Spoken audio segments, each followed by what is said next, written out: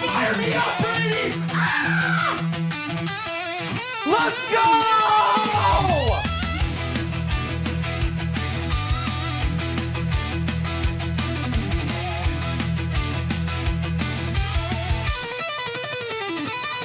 This guy's silky.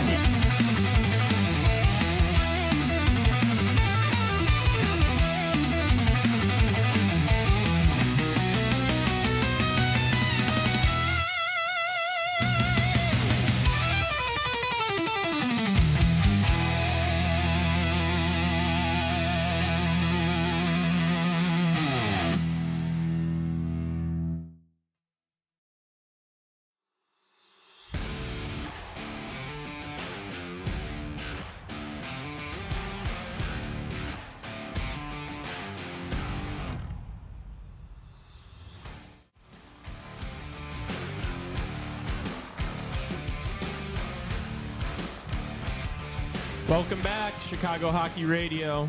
I'm Lee Grossman. With me in studio, getting absolutely fired up right now, Justin Lynch, a.k.a. B-Hawks Memes. Raven Gaster on the ones and twos. Tassos is here somewhere. How are you feeling today on this Monday morning, Justin? I'm feeling splendid. Normally Monday is not a great day. Normally it's the worst day of the week, but I think when playoff hockey is back and we've had some weekend games to digest and more on the way here this week, I think I'm feeling pretty good on this Monday. How about you? My perspective on like the days of the week has completely changed now that there's playoff games going on. I'm like, it's like, yeah, it's Monday, but we've got a full slate tonight, so it's okay, It's as good a Monday as you can get, right? Yeah. What do we have? 4 games tonight? That's right. A quadruple header in which we will be streaming, paying attention more closely to the Habs Capitals game, and then the Oilers Kings game, a big one. I believe.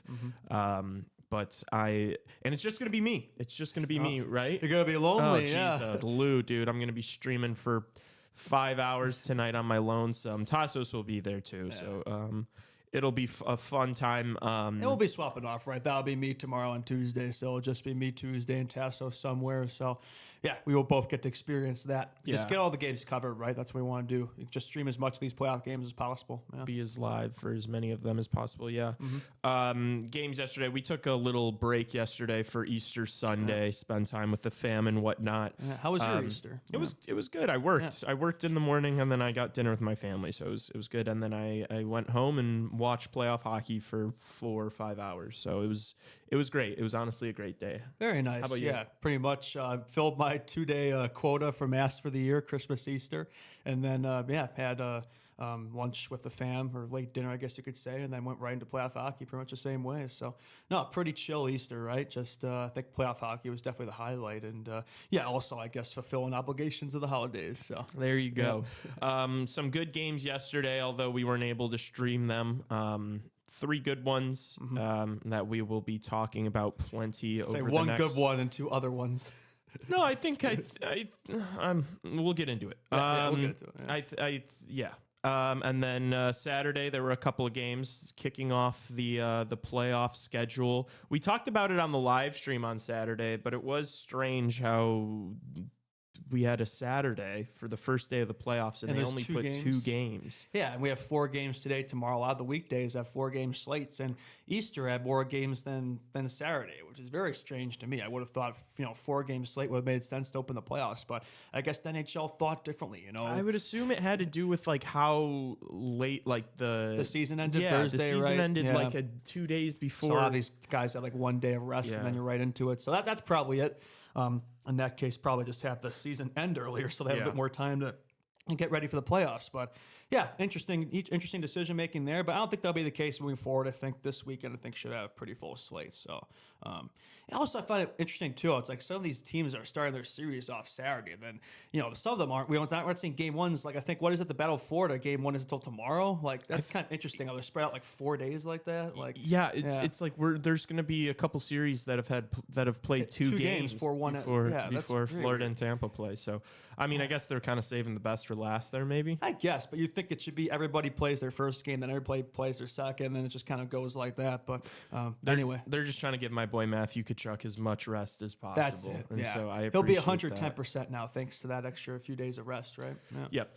All right, before we get into the games, let's do a bit of the news. It's really just about coaching changes, coaches fired.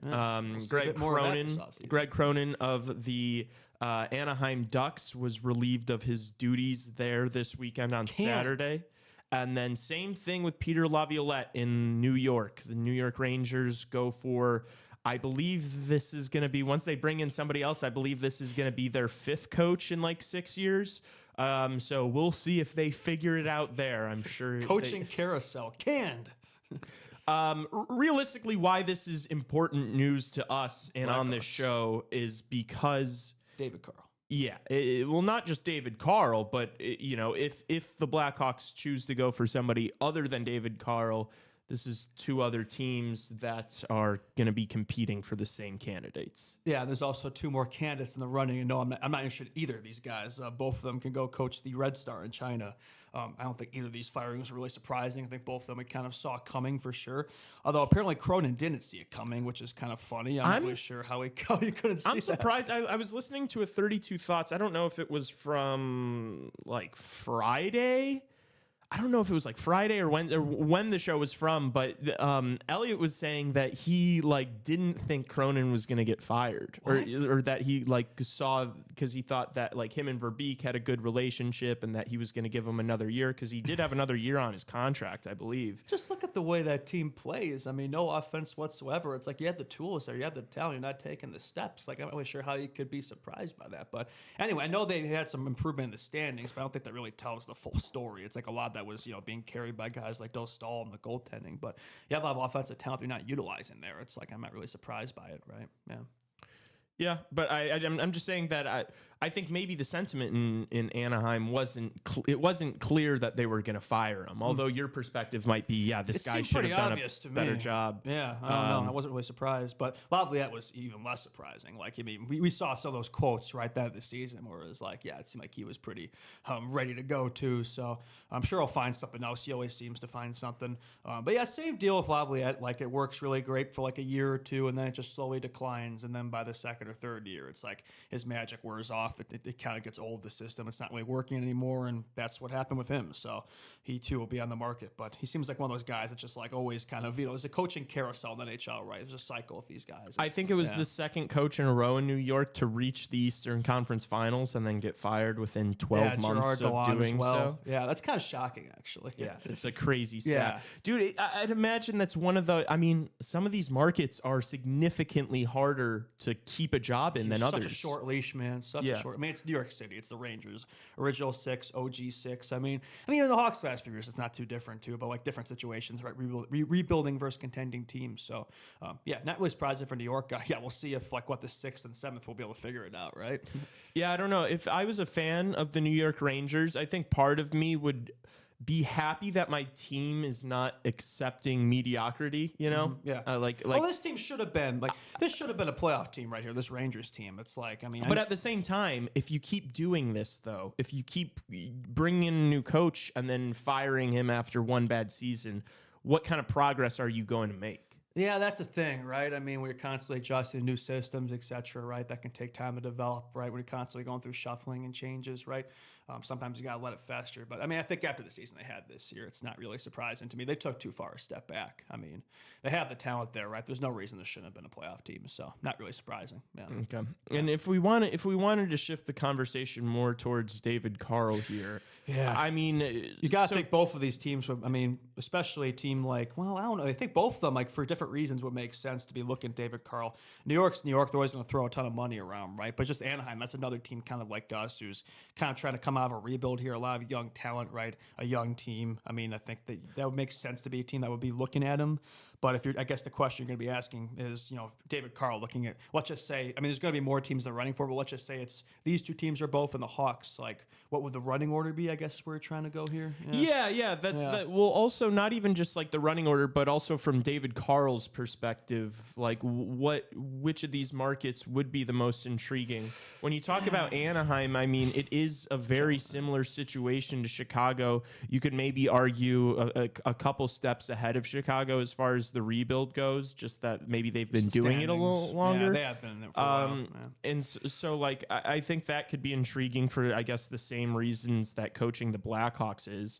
And then New York, it's a completely different situation because, you've got a team of players who, they were a couple games away from making the Stanley Cup final last year. Obviously this year was super disappointing, and you might have your questions with how the Rangers are structured. You might not even believe in that core, but realistically, if you're a coach and you're looking at the situation, you're like, oh wait, the New York Rangers want me to come coach them. They have a team that just went on a run last year.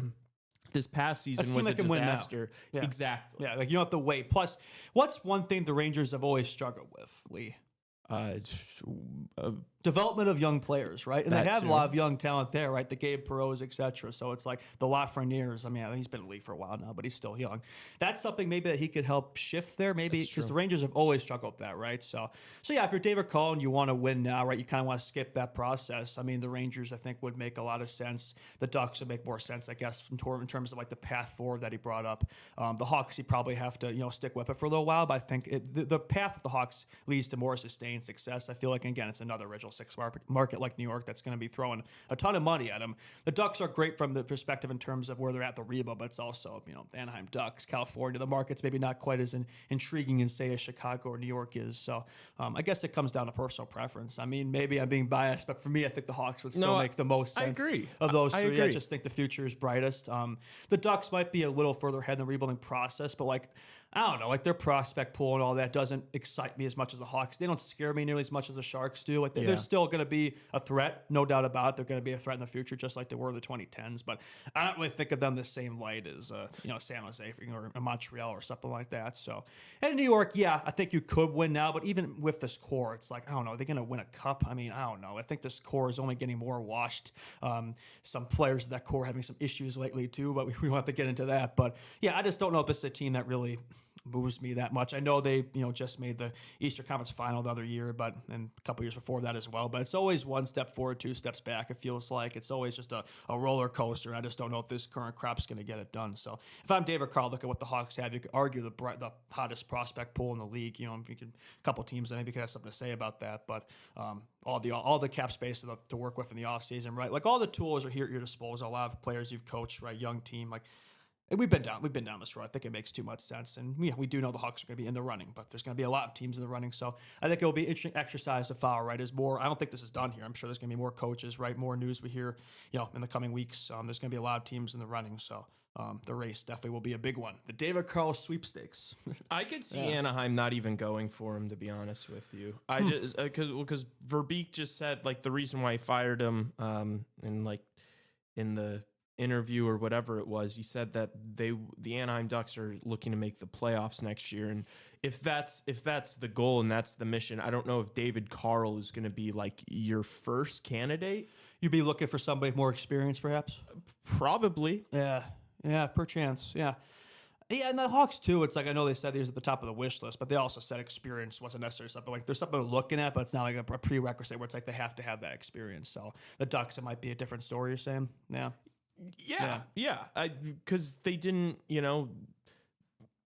didn't say anything alluding to David Carl. He said they want to make the playoffs next year and that this coach wasn't good. So it's are you going to take a stab at a first-time NHL coach if you're trying to make the playoffs next year? And that's that's the message you're sending to your, because now that's the expectations for Ducks fans is you're expecting to make the playoffs right now because your GM just said so. Whereas Kyle Davidson, wasn't we don't expect that. Kyle Davidson wasn't we're expecting we want to make the playoffs next year. That was not said. Yeah. It's still about development. Obviously, we want to take big strides and improve. We're about a year behind them in the process, right? Yeah. So the expectations are different, I guess.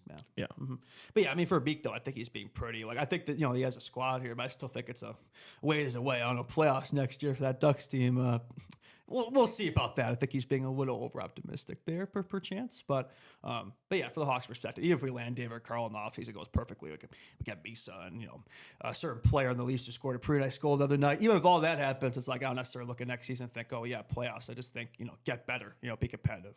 That's really the process. Be in the running, be in the race, play meaningful games the whole season, right? Not just don't be a lottery team. That's kind of my expectations. Yeah, very true. Yeah.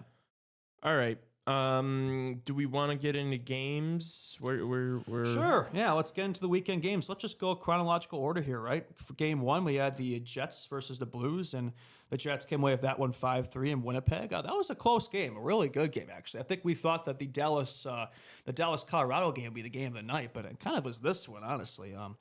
The Blues are going to make this an interesting one, man. I think it looks very much to be the case. I still favor the Jets. I think they're going to come away with it, but I don't think this is going to be a 4 or 5 game. This could definitely go, this could be a 6-game, even 7-game type of series. The Blues, I think, were every bit as good. Jets came away with it, right? Had a few clutch goals there, special teams, etc. But I was impressed with the Blues, how they came out. I thought they started the game stronger, and maybe the Jets wore them a little bit as it went along, but I thought it was a pretty evenly played game. I was impressed, yeah. Yeah, I thought it was pretty even as well. Yeah. To your point, the Blues definitely came out the faster, hungrier team. They scored first on that Robert Thomas power play goal, which was a rip. And then the Jets were able to come back, and the Jets dominated that third period. Yeah. After that game, I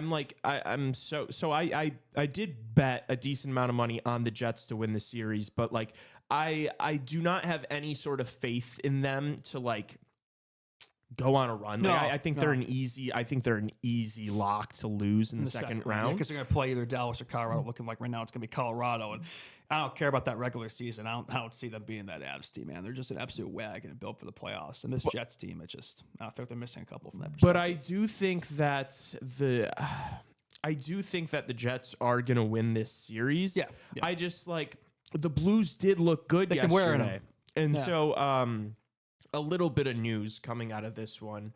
Velarde was practicing today for morning skate with the team, but he was wearing a non-contact jersey. So probably not going to play this evening, but maybe for game 3. That'd be big if they could get him back. Big part of that top 6. And do we have an update on Ehlers when he's going to come back? Do we know about him? No. I've not seen or heard anything about Ehlers. So he's probably still a couple games away. Dude, I just like.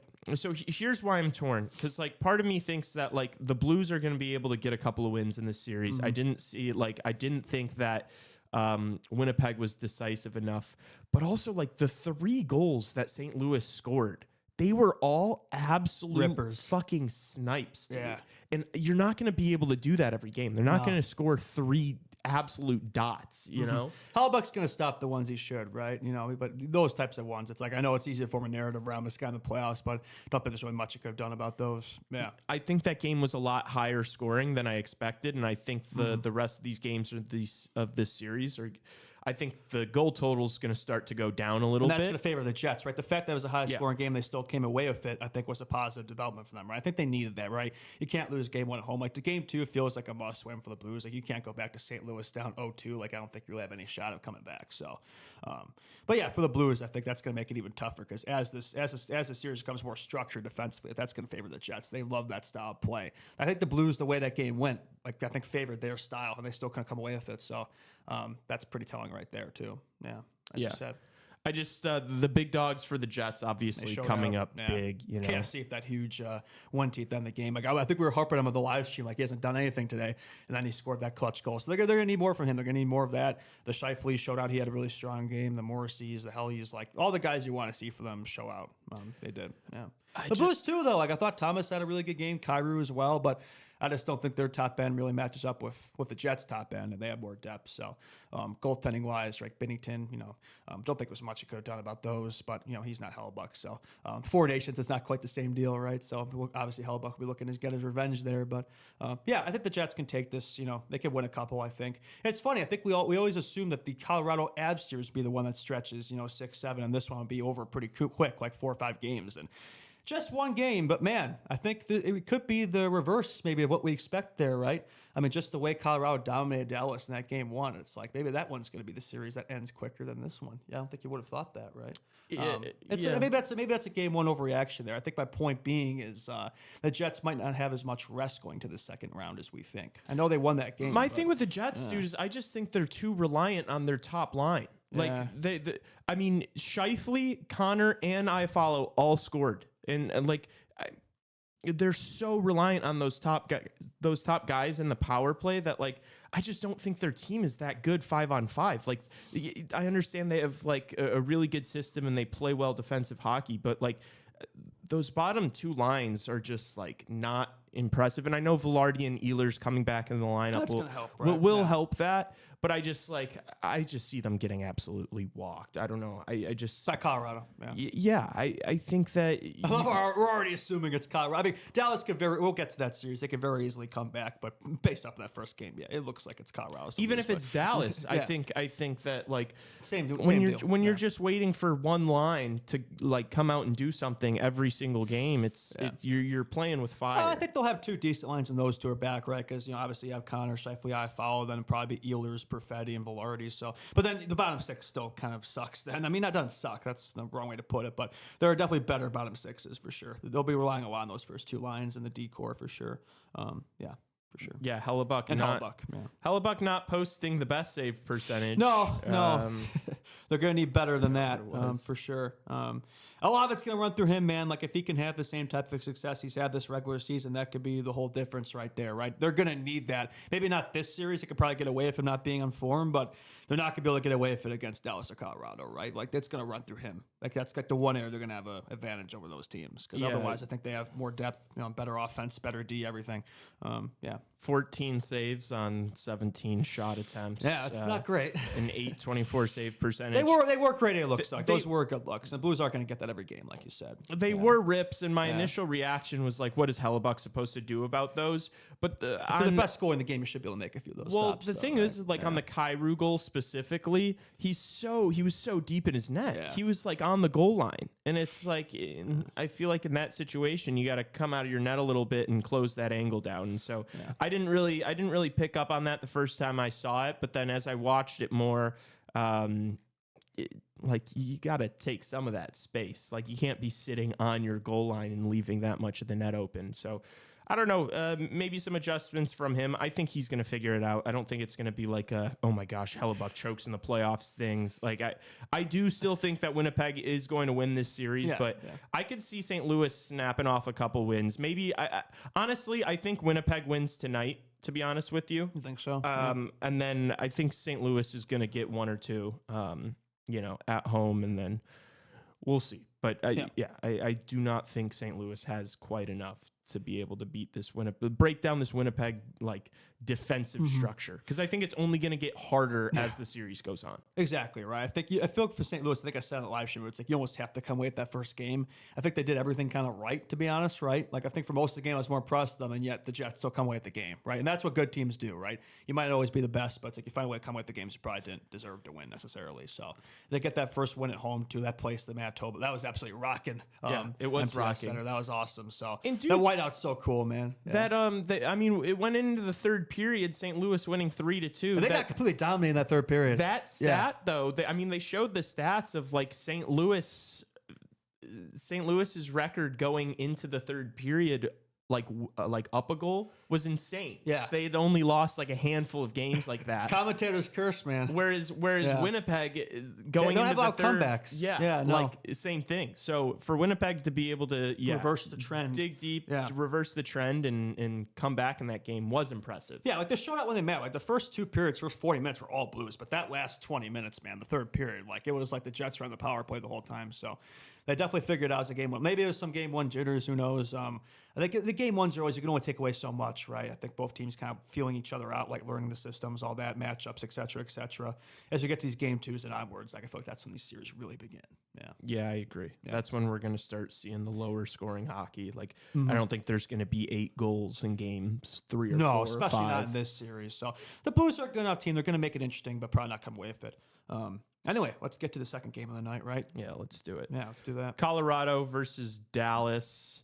Honestly, the score the score is pretty fair. The score does kind of suggest I think that was fair. Like I really did think that the Colorado Avalanche outplayed them for a majority of that game. I thought they looked like the more dangerous team. Do you agree with that too? I 1,000% agree. And I know some of those goals came late too. I think 2 of them came late. For most of it was like a 1-2 goal game there. But no, I thought they Avs set the pace, had the majority of the looks, the chances, etc. The shots may have been even, but I thought they had like higher quality looks compared to the Stars. And they just seemed to outpace them, man. Like just their speed, man. It's like that's gonna be a tough. Like they're probably the quickest team in these playoffs. That's a hard thing to match up against, right? Maybe that's kind of what this Hawks team that KD's. Maybe that's a team that he's looking at to emulate there. I don't know. I'm just throwing that out there, but no, the way that Abs team played, it's like I still think it's going to be a close series. Like I know that first game, like 5-1. I threw up the possibility it might not be, but the Stars teams do good. Where I don't think they're just going to, they're not just going to roll over and die, right? They have a lot of depth in that team, but same time, dude, it's like you better win this game tonight because if you go back to Colorado down 0-2 with the potential of Gabe Landeskog returning, in that place, it's going to be absolutely electric. You're going to have a hard time coming back. So this game too feels like a must-win for them. Honestly, it really does. I know mathematically it isn't a must-win, but in terms of like morale and just where you're at in the series, the mental aspect, it kind of feels like they have to win tonight. You can't go down more than probably 2 games in this series. Got to keep it close. So But no, the way Colorado played, I mean, McKinnon, absolute beast, 3 points. I think your Conn Smythe bet is off to a pretty good start there. And on the flip side, man, Mikko Rantanen, I hardly even noticed him. He was like, I think you put in the notes, he's like Casper the Ghost out there, man. Like, you hardly noticed. I said his name a lot just because of the stakes of the game, but like I didn't really notice him a ton in that game. He didn't really create anything. Yeah, we maybe said his name because of play in the game like twice. Exactly, yeah. I think Natchez was a lot more impressive, so kind of funny. Stinko the other night had a pretty good game too. So like of all these guys that are involved in those trades, I think Rantanen's probably been the least impressive so far, which is kind of funny. Taylor Hall had a good game too. I think my biggest takeaway from that game, though, to be honest with you, and with Dallas specifically, is they are missing Miro Heiskanen. Oh yeah, without him to quarterback the power play and the PK and all that stuff, right? I mean, you have Harley, you have Lindell, but like the rest of the defense is kind of sus, to be honest. Yeah, it's just like not good enough. And honestly, they were okay for lots of like a lot period, of a lot of moments in that game. Like kills. even Cece had a couple of really good plays defensively. There was like a 2-on-1. Nate just had the puck and McKinnon was gonna be the guy he was trying to feed, and Cece had a great stick to break it up. And like I mean, Natchez and McKinnon on 2-on-1. Yeah, good luck with that. Yeah, you know, so they did stand up. It's just you're missing him on the power play. You're missing him every like he would be playing 24, 25 minutes. Like probably playing close to half the game, 30, honestly. They'd be relying on him a ton in this series, right? So that's a big piece that's missing. It's a shame too. Like I don't like, when top guns are out, right? Any asterisks in the series, right? But Miro Heiskanen was on the ice this morning for the Dallas Stars practicing. Right?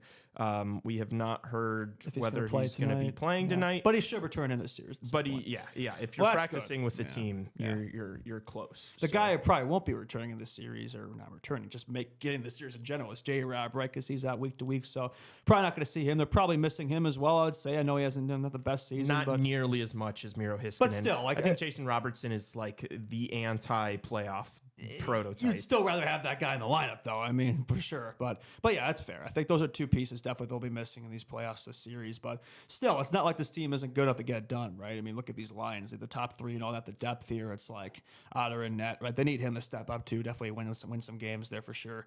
Because this Avs team, but also too, it's like you would think the one area they have an advantage right now is goaltending, but Blackwood was absolutely locked in. He made some huge saves in that game. There were some question marks. Oh, this guy had a great regular season, but he doesn't really have the playoff experience. He's going to be able to get it done. And he absolutely got it done Saturday, man. Like, you could argue he was their MVP, to be honest. He was fantastic. So, Otter, I think the goals look worse than it is. I don't think really much he could have done. Some of them were kind of lucky bounces, etc. But no, for the Avs, definitely a decisive game one win. I think one they probably needed to set the tone.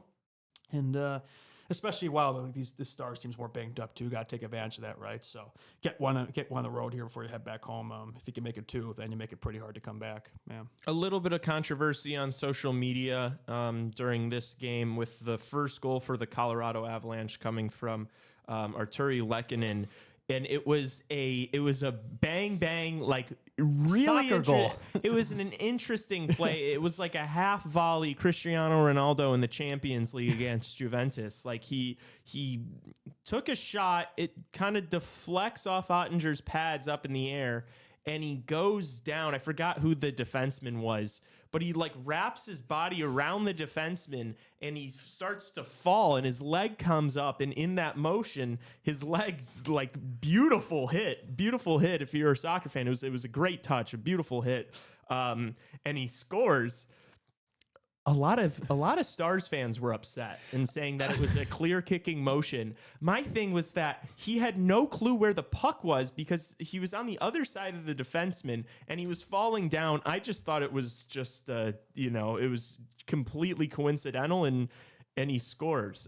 So I didn't think it was controversial. I didn't think he was trying to do it, but I will admit it does look like when you see it, it was like, oh my gosh, that was a perfect kick. But I'm not sure how you could deliberately pull that off, man. Unless Big Stick Lucky was a big soccer player back in the day over there in Europe. Maybe it was his plan all along. I don't know. I'm just glad he got the goal. On the live stream, if you're watching, I predicted he'd have the first goal of the game, and he did. So maybe it looked good there. I wish I put some money on it, but anyway, no, he had a good game. He's always a good playoff performer. Gets you a lot of those tip-ins, deflections, right? Big goals, right? There's a reason he's up in the top line, McKinnon and Natchez. But no, that was a funny goal, man. But if you're a Stars fan, I'm not really sure how I could complain about that, right? I mean, I think that was pretty fair. But if that's going to count, maybe the Shawsey headbutt back in the day should have counted. But that was a different situation. But it seems like soccer goals are cool now. So anyway. Big picture though, with this game, I don't know, man. Like I think the Colorado Avalanche are going to win this decisively. Oh yeah, And decisively, you say? Yeah, and I feel like I said that on the live stream, like beforehand. How many games? Yeah. Just with Heiskanen being out, I said that I thought that this series could be a lot quicker than people suspect. I just don't think Dallas has enough offensively to combat what the Avs do, to be quite frank. I know that Dallas has a bunch of depth. They just don't have the game breakers. And without Heiskanen, you're absolute horse defensively. It's like it's a mismatch. And like there were moments of this game that I felt like Dallas should have had the momentum and they should have been able to do more, and they didn't. Broken the game open, they didn't. Yeah. So like for instance, the 5-on-3 that Colorado had for like over a minute and a half, Dallas played that so well. It was an outstanding kill. That place was kind of rocking after the fact. They didn't take advantage of it. They didn't take advantage of it. Yeah, that's a good point. I mean, Dallas has more depth, I would argue, than Colorado, but Colorado they have that top end that they don't quite have, and that's like, you need that in the playoffs. Like, you need those game breakers, right? And that's a big part of why Dallas has always been like a step behind. They're always able to win a series or two, get to the second, third round, but never quite to the final, right? But they have beaten this Colorado team a few times, but it does feel like it's going to be a bit trickier for them this year. Just like you said, probably don't match up as well. So we'll see. It's just the first game. Like, Colorado or Dallas could easily figure it out. Like, I still think it's going to be a long series. Like, maybe not 7, but I think it could still go 6. I'm not going to say Colorado's going to wipe the floor if they make it 4-5 after 5-1 game 1 win. It might look like that. I still think Dallas is going to make it interesting for sure, especially if you get Heiskanen back. Like, just the difference that alone can make, like, it could be everything. So, but yeah, you got to come away with the game tonight, though. I don't think you can afford to go down 2-0. Yeah. If I do think it's a completely different series if Heiskanen does come back. Exactly. And so if you're Dallas and he doesn't play tonight, a win would be so massive, just because you don't want to be like, look, if Heiskanen comes back, I think Dallas could come back in the series and do it. But I think that if you go down 2 games, it's going to be too big of a hole to climb. Plus, Gabe could be coming back for the Avs. I mean, who knows what he'll be able to do on the ice, like we've said before, but just the mental impact that can have. So that could definitely override it for sure. Yeah. And it's not just the mental impact. It's like if Gabe comes back and they decide they want to put him on the first line with McKinnon and Natchez, that moves Lehkonen down.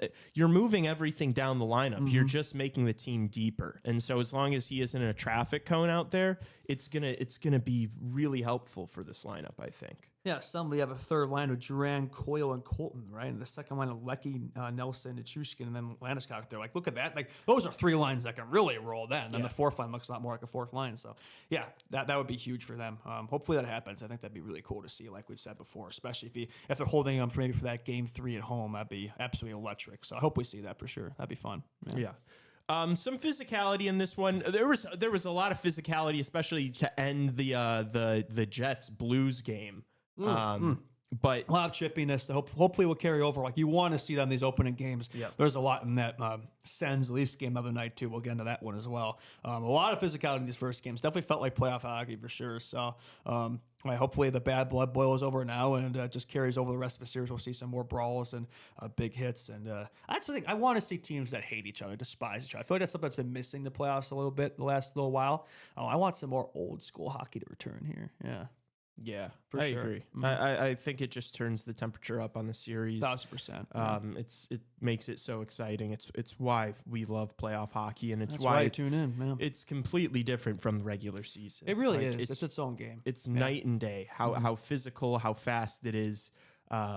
It's just like, I kind of had that realization yesterday. It's like, dude, if you go on runs like in the playoffs, it's like an entire another season that you're playing. It really is a month and a half. Just with how fast and how physical it is, it's like it's taking away from you what like 5 regular season games would be taken. The way you play is completely different because like you finish every single check, which in the regular season you don't really do that. You're kind of conserving yourself, especially at the end of the season. We've seen it, right? A lot of these teams are resting their top guns. It's like you're not really playing 100% because you're leaving your best for the playoffs, especially if you already have your seed fill. It's one thing if you're like a Senators or Habs team that's playing for every single spot, every single point. But some of these teams, like these Dallas, Colorado teams, like they've been facing off against each other for like months now. So it's like, what is there to really play for in the regular season? It's really just practice for the playoffs, right?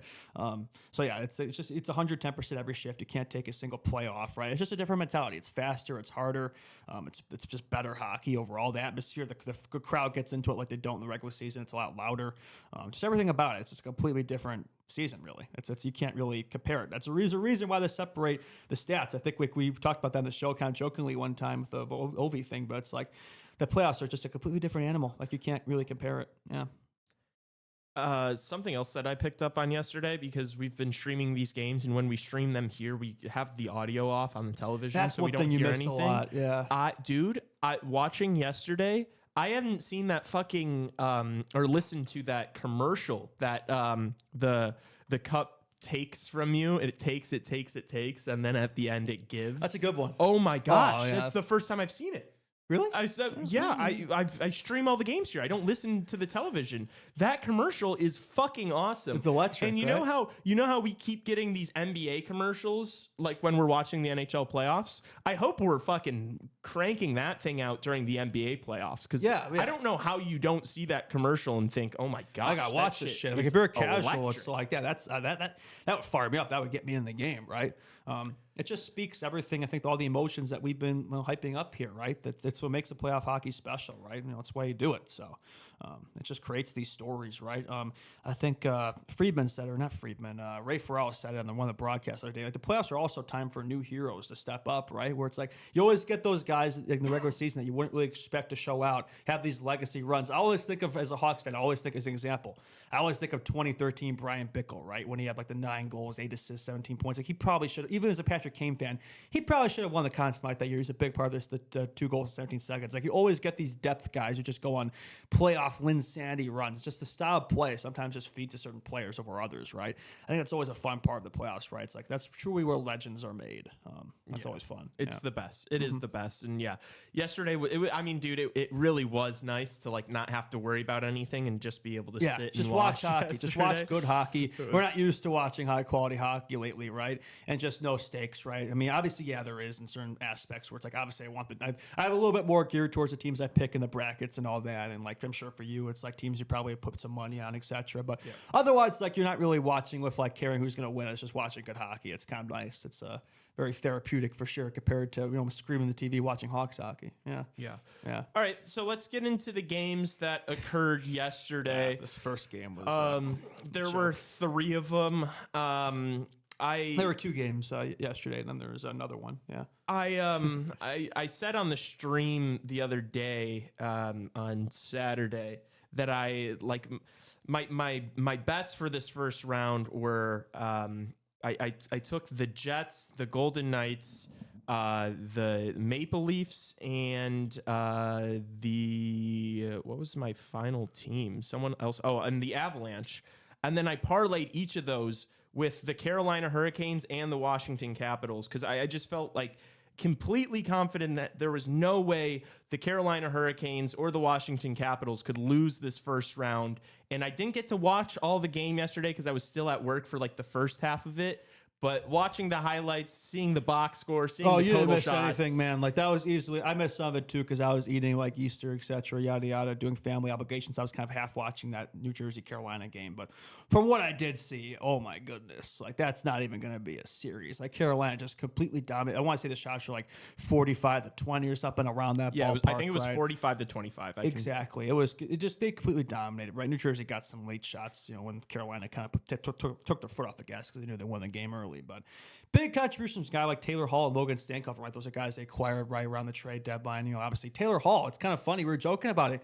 He wound up being the big piece for them in that Rantanen trade. Like he's been a bigger fit there than Rantanen. So they've looked a lot better since that trade. Stankoven's looked really nice there. He's really fitting in like a glove there. So it's just one game. And again, I don't really rate that Jersey team, especially without Jack Hughes in the playoffs. Like just good luck. But I mean, I always want to change my second round matchup because I think, the Capitals are going to have, probably no issues with the Habs. Maybe they can win a couple, make it interesting, but I think they're going to take that series.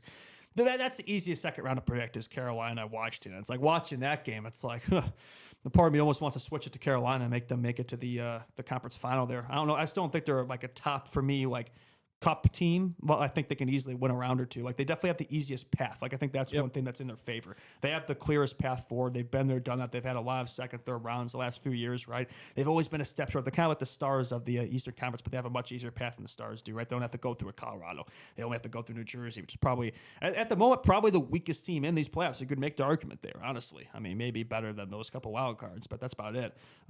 Yeah, they dominated that first game, only 4-1, but they just completely, I mean, it wasn't even close. I mean, Jersey got 1 goal from history. You see the vision now? You see why I put this money on them? I see it. I see your point now. Yeah, I mean, look, it's 1 game, but it was just not even close. And yeah, they always show out at home in the playoffs. Sometimes away could be an issue for them, so we'll see about that. But if you can take care of the series in 4 or 5 games, and I think they could sweep. I think I had them sweeping the Devils. You could have that.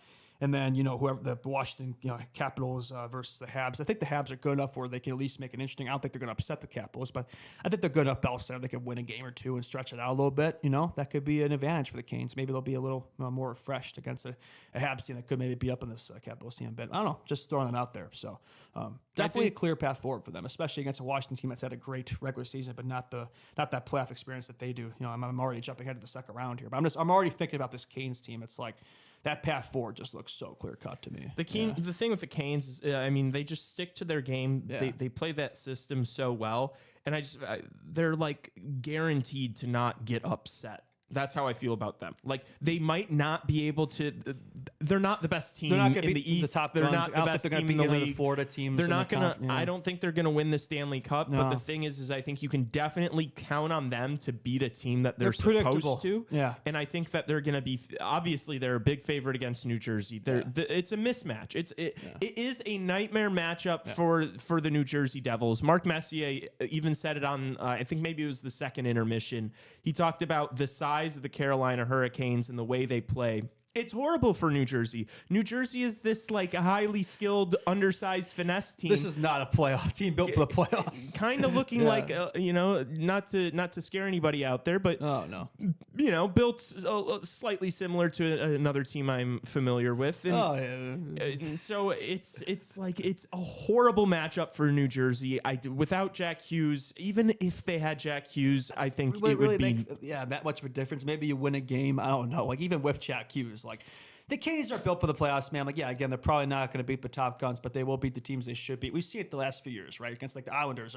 The Devils are basically this year's Islanders, right? The first round fill-in for them, right? At least they even put up a fight. I don't even know if this Devils team's going to, we'll see. The Rock can be Rock in the playoffs, so maybe when they get back home, they'll get some momentum going. But right now, it is just game one. It is just game one. It's hard not to overreact after game one before they hatch. Exactly. They could still make it interesting, right? But no team got dominated more. Even the Sens like Leafs game, that score looked a lot worse than it actually was. Like this game, it's like 3 goals. That should have been that could have easily been like, I don't know. It could have been worse. It could have been that could have been a blowout, kept right? them in it. 4-1 makes it look like, the fourth empty net. Like it makes it look like it was a close game. It really was not a close game whatsoever. And that's the Markstrom's gonna have to keep doing that, right?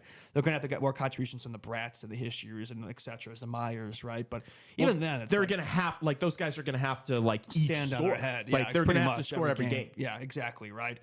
Even the depth is like Hurricanes have that covered too. So it's like every facet of the game. Like I don't think there's a single advantage the Devils have over this Canes team. Maybe goaltending. Maybe goaltending. Yeah, because Anderson's maybe a bit of a wild card. Yeah. That is one area. Yeah, if they could expose him, maybe that's something. Because but they're not even going to get enough chances because of how good defensively Carolina is. That's the issue though. But if you could just get a couple big ones, maybe like a break here and there. But like even that, like they got nothing. They had nothing going that game. Even the shots they had were absolute nothing burgers. Like the Carolina's the structure is so damn good, right? Yeah. Like watching this team, it's like how have they not won a cup of this core? But it's just like they just don't quite have the top end. Like they have the depth, but like not quite enough star power. Even the goal that the Devils scored, it was kind of just like it was a nice play on the 4-on-4, but it wasn't like it was like a clean breakaway or anything. It was just a nice shot from Nico Hischier. There's nothing to do about that, right? Dude, when like that's what you're relying on to score goals is like these half chances that you have very to often. No, it's not going to happen. You're not going to be able to convert enough of them. PK Subban is brutal to listen to in the chat.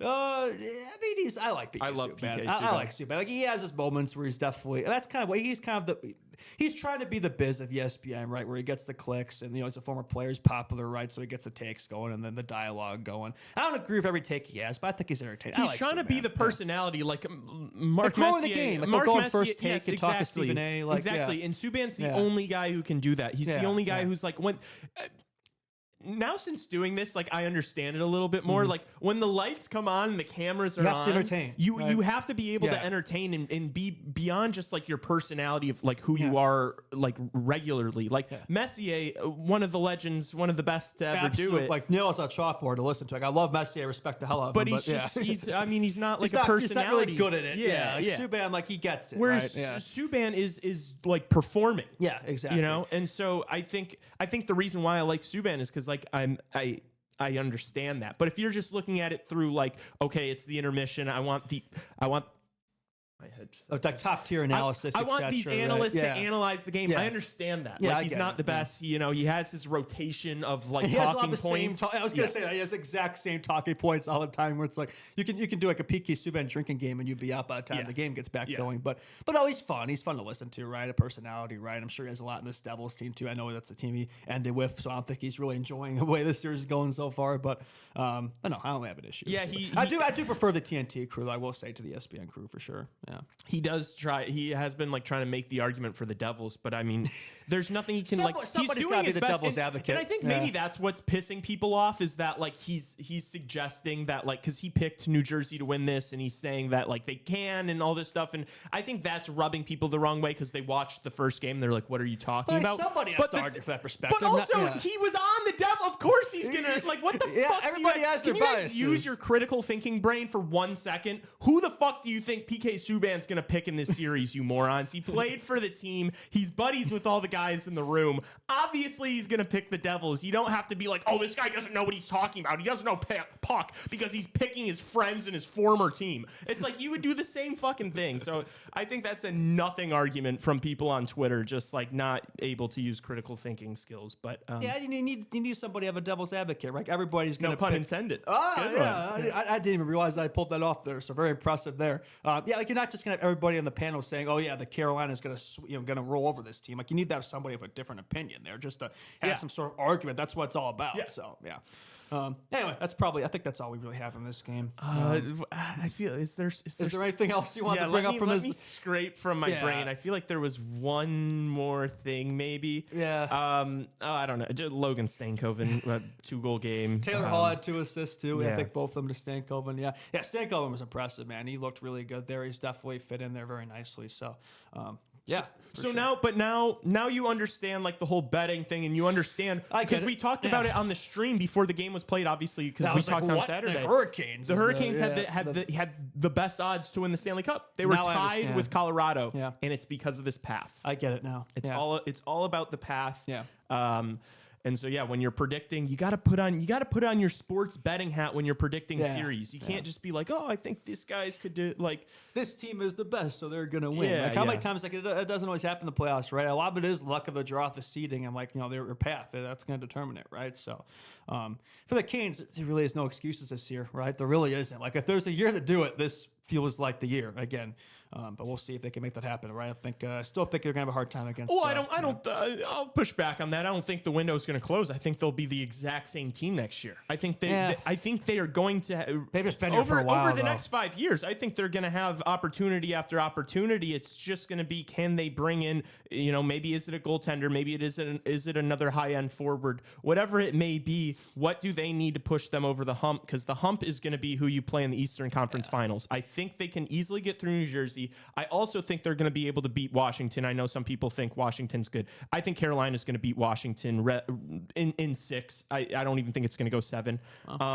But then Eastern Conference Finals, you're going to run into a wagon. The Stanley Cup, you're going to run into a wagon. Yeah. Can they beat those teams? I don't think so. Yeah. That's the thing. That's the only reason I push back is like they've been trying to get over this hump for a while now. But it's like you're right. Like this team should look relatively similar, and like they always find a way to make it work. So I'm sure they'll be a threat for a while. Yeah. Anyway, all right, let's get to the Battle of Ontario. Yes, sir. Right? Yes, sir. Yeah. I mean, dude. I texted in the group chat yesterday. I was like, dude, this Ottawa team are a bunch of thugs. They really are a thug life team. It's like I think everybody's gonna be glazing the Leafs after this game. And like we'll get the glaze out of the way. Yeah. Let's do it. 6-2 win. The core 4 all produced points. They all had multi-point games. I think Matthews maybe had an assist, but bottom line, they all produced. They all showed out. Right. They took advantage of their power plays. Right. I think the refs or the Zebras are really enjoying the Toronto money line, and they took advantage of their looks there. I just had to get that in there. They did get a lot of power plays that game. It must be said there. Ottawa was, yeah, I mean, you could argue they're a little undisciplined, right? I mean, this is a team that obviously in terms of the playoffs is inexperienced, right? A lot of these guys, their first playoff you games. could argue they're a little undisciplined. They took like 3 cross-checking penalties. They were undisciplined. They were undisciplined. Get it? Look, I think this is what I'm hoping at least, because I'll be honest. Like I know we're supposed to technically be neutral, but I'm not. I really want Ottawa to win the series. I'm hoping it was like they're just getting out of the way for this first game, right? Get their chips in now, get their looks, annoy this team a little bit. I know you take a 6-2 L in Toronto, but it's like. I thought, I know the score says 6-2, but it's like, when it was even strength, I thought they were better. Like, I thought they had more looks. I thought they had more chances, kind of controlled play, but the Leafs were just super opportunistic, man. Every chance they got, every grade A look, they buried it, right? Look at that Marner goal in the breakaway. That was just one example from Matthews. Like, that was a beautiful goal from Mitch Marner. You're not going to keep scoring at that clip. No, exactly, right? Like, it feels like they scored a bit of an unrealistic, unsustainable clip, like you just said, right? You're not going to get 6 goals on 24 shots. How many power plays they have? Like, they're not going to have 5-6 power plays every game, right? Like, I know it's game 1, right? That's the thing I think they brought up in the broadcast. You see it a lot in these playoff series where, like, the Zebras, the refs do tend to call more in the early part of the series, and as the series wear along, there tend to be less calls, et cetera, et cetera. I think the way this Ottawa team plays, the physicality, the hitting, all that, et cetera, like they can wear on this Toronto team. Whereas like Toronto is going to have the advantage early in the series at home, right? A lot of these guys, they've been there, done that in these first rounds, right? They have that experience. Maybe that's not great. Now, maybe it's not good experience, but they have the experience, right? I still think Ottawa, it's like if they could just, bear down here, get through this opening stint, I still think this can come back the other way. It's going to be a hard time. Like I think Toronto probably still... they're probably still going to win the series. Like I do have Ottawa winning. That wasn't really a brain pick; it was a heart pick. Because history. I'm a history merchant. I don't hate it. Do you want me to frame this to you? Do you want me to frame how Ottawa wins this series? Yeah, let's hear it. Also, Evan said in chat, "Fire me up, Brady." Fire me up, Brady. This dude, sucks. So here. That was him after that game. Yeah, right. This sucks. There we go. Thank you. Dude, so. Obviously, I don't think Tassos is here, so he's not going to weigh in on this. We'll get his thoughts later. We'll get it. Yeah, we will. Yeah. Look, obviously, it was great from the Maple Leafs. The core 4 coming up big, as you mentioned. Great game 1. 2 points for. Marner had 3 points. He was dominant. Nylander had 2. Matthews had 2. Tavares had 2. So, perfect game from the core 4. Yeah. You defended well. I understand that. There's like 3 things here. The first thing I already mentioned, the clip at which Toronto scored, they're not going to be that successful on the power play. They're not going to be that successful with just 24 shots on net. You're not going to see that same type of production. Toronto's not going to score 6 goals in another game of this series. They're not. Ottawa was very undisciplined. Yeah. Yes. Yeah. They were very physical. I'm not just going to say they were physical. They were dirty. I understand there was a really bad call when the score was 2-1. There was a really bad call on Stützle that shifted the game. It did. Yes, but I'm not even going to rely on that. I bet there's some Ottawa fans that are relying on that. Like, oh, if that goes differently, maybe this whole game's different. Look, I think after that, Ottawa was still just completely undisciplined. But look, you got to imagine they're going to tighten it up a little bit. Yeah, they're going to tighten it up a little bit. Maybe you're still trying to run guys. Maybe you're still being that physical and flying around the ice like they were. But I think they're going to tighten it up with the cross checks. Yep. There were literally 3. I think there were 3 cross checks called. They're going to tighten that up. And then, dude, as the series goes on, if Ottawa's able to win one of the next 2 games and just like even extend it for another game, if they keep playing this physical against the Toronto Maple Leafs, they're going to break them. Someone's going to get dead by the end of the series. They're going to be dead. Yeah, someone's going to be injured. There's no way that all the Toronto top dogs leave this series healthy. And there's no way the core 4 is going to be producing every single game to it. That just doesn't happen. So everything that could go right for the Leafs did go right yesterday. We'll acknowledge that, right? But it's like, do we really think that's going to... It could. We could be wrong. This could be an easy... I don't think... It's easy to jump to conclusions. I'm sure Biz is, already celebrating like he's won the cup over there after a 6-2 game 1 win. It's like they never learn over there. Great. You had a great game 1. You got to the 1-0 lead as you showed against a wild card team, right? Good job, Toronto. Good job, Leafs. Fantastic work there. Yeah. We've been down this road before. We know how these series tend to develop, right? I think if you could find a way to come away with game 2, bring it back to Ottawa, tie series. I still think we got a series here. I just don't understand how these people who like watch and support the Leafs don't fucking learn, man. I know, like every year all it's these the same people thing. saying that Ottawa's cooked. They get that so delusional, It was man. game one. It was a nothing burger. All these young players on Ottawa were way too antsy. first They playoff played games. like idiots and were way too physical They're going to and learn. dirty. They're going to learn. Yeah, dude. they're going to study the tape. They're not going to take those dumb calls, later in the series, right? There's a fine line. There's a fine line you have to balance between playing physical and playing smart. And they're going to learn. They're going to get there, right? So yeah, Will in chat just said they beat a bunch of playoff virgins. Exactly. And in game 2, there aren't going to be any more playoff virgins on that they've team. lost their virginity, right? So it's going to come a lot easier for them, right? It's going to come a lot easier. Okay, all right, stop that. No, I just genuinely think like in a lot of analysts, a lot of people on social They're media already were jumping the gun. They we're always saying- do this at the Leafs. They always jump the gun. It's so funny. And man. and this is one of my favorite things about doing the show is I do love to come on here and be like and have a different take and be like, we'll see. Because I do not see how any of these following games in this series look anything the way like that one did. That's a typical game 1 of a series, right? Like it's going to shift, right? We'll see how it develops, right? I think it's nice to have that differing opinion too, where it's like it's nice to not always agree with what everybody else is saying too. And I think a lot of that might be a lot of it might be narrative driven, where it's like I have some incentives for the Leafs to. I think we all as Hawks fans have some incentives for the Leafs to have an early exit, right? For the better draft pick and that Mitch hopefully being his last ride there. He was good. He was good. He was their best player. He was their MVP the other night, which he should be. He's been their MVP this season. It has not been Austin Matthews. It's been Mitch Marner, honestly. He's been more impressive. So. One other guy I will talk about is, Matty Nyes is... he's so good. He's everything. Dude, he is everything they need, and they've been missing. He is perfect for the playoffs, and he had like a couple moments in the game yesterday where he blocked a shot with like his hand and like went down. They haven't had that. And he got up and he like skates to the bench, gets the massive applause from the Leafs fans because they haven't had that shit. That's and then the next shift, he's out there on the power play and scores a fucking goal. And it's like, holy, like that is what you The hockey need. guys know that stuff, man. They reward pay it that. back. They pay it reward forward. that. I was not surprised this last. I think I even said it like when they're going to the power play, watching my parents like, nice guy scored his power play, and he did. And I looked pretty smart. Yeah. That's the way it works, man. It's like you have to be willing to, make those sacrifices in the playoffs. And so the Leafs, like, I will say, this is probably the best team they've had in a while. Like the Ruby's a great coach. Like he's been there, done that in the playoffs. So like, just to kind of talk for the opposite argument, I could easily see him winning the series, but it's like, even if you do, okay, you still got to go through the Florida teams. Like, good luck with that. I think the Sens team, it's not going to be a quick 4 or 5 game. Like, I think it's still going to go 6-7, and the Sens team is going to. The Sens team is going to wear on you, man. Like, they're absolutely going to wear on you, and you're going to be going into a game. You're going to be going that Florida series against teams that have won cups. It's gonna be a hard time. Look, and as I just told you guys, I bet on the Leafs. I have US dollars on the Maple Leafs to win this series. And that was a very good game 1 for them. Yes, I'm conceding that is true. But I didn't watch that game and think like all these other people, oh wow, this is going to be a cakewalk for the Leafs. That was not my take. It's easy to scoreboard watch and come to those conclusions. Like a lot of those goals came from these power plays, man. Like even strength, I said it. Even strength, Ottawa was better. Like they honestly were. They had more shots, they had more chances, more possession. It was just they took some stupid penalties. Leafs scored in literally every single power play. It's not going to happen every time. They're not going to get that much power plays every time.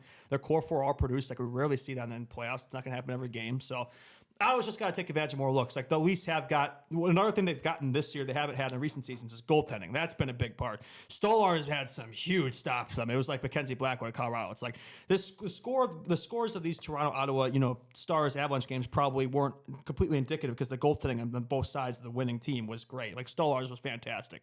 Wallace been good for them too. So it's like if he can keep playing the way he is, they need more from Ullmark. Like Ullmark didn't really have the goals were high quality, but it's like they need him to make those big saves, right? Yep. They didn't really see that. So Ullmark needs to be better. I know in the playoffs he's had some issues. I know if the Boston, you can go back where Swayman contracted the net from him. They need more from him. The goaltending needs to kind of balance if Sens want a shot to win the series. Because right now Toronto definitely has the edge there. I agree. Yeah. And I don't get me wrong. I'm not saying there's no chance. Like, I'm not saying the Ottawa Senators are going to win this series. Like, I do still think that the Leafs are going to do it. Yeah. But they can. And also there is a chance that maybe this is the Leafs year. Like, look, maybe these guys are finally as mature as they need to be. Yeah, maybe the Four Nations was a big help. Like, and maybe we do see the core 4 lock in for the rest of the playoffs, and maybe they get Tampa in the next round. That's a decent matchup for them. That's the path for the Leafs. That's a team that beat in the playoffs too. Tampa, the Leafs man. can. I think the Leafs can beat Ottawa. I think they're probably going to do it in 7. And then if they're going to win in 7. 7 games doesn't go well for them.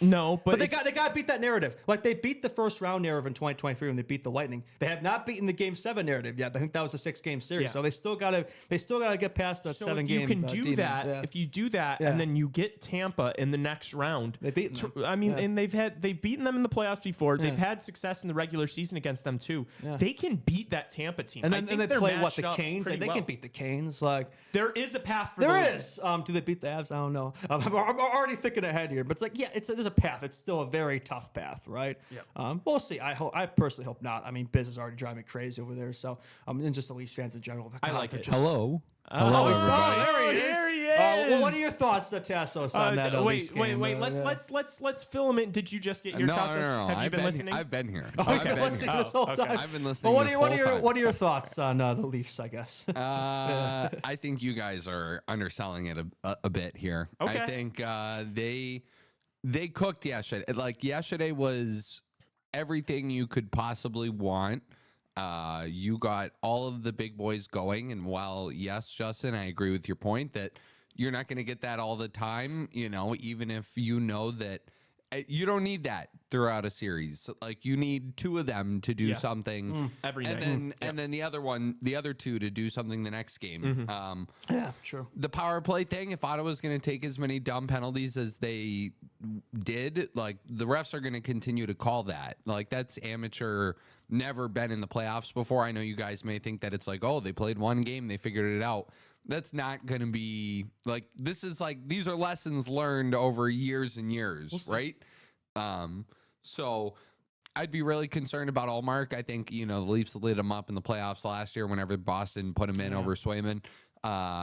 His numbers in the playoffs just like aren't good. I think, I don't know. I'd worry about that. I think the Leafs have the edge in goaltending and it's not even close right now. Like I'd be worried about Allmark if I was a Sens fan.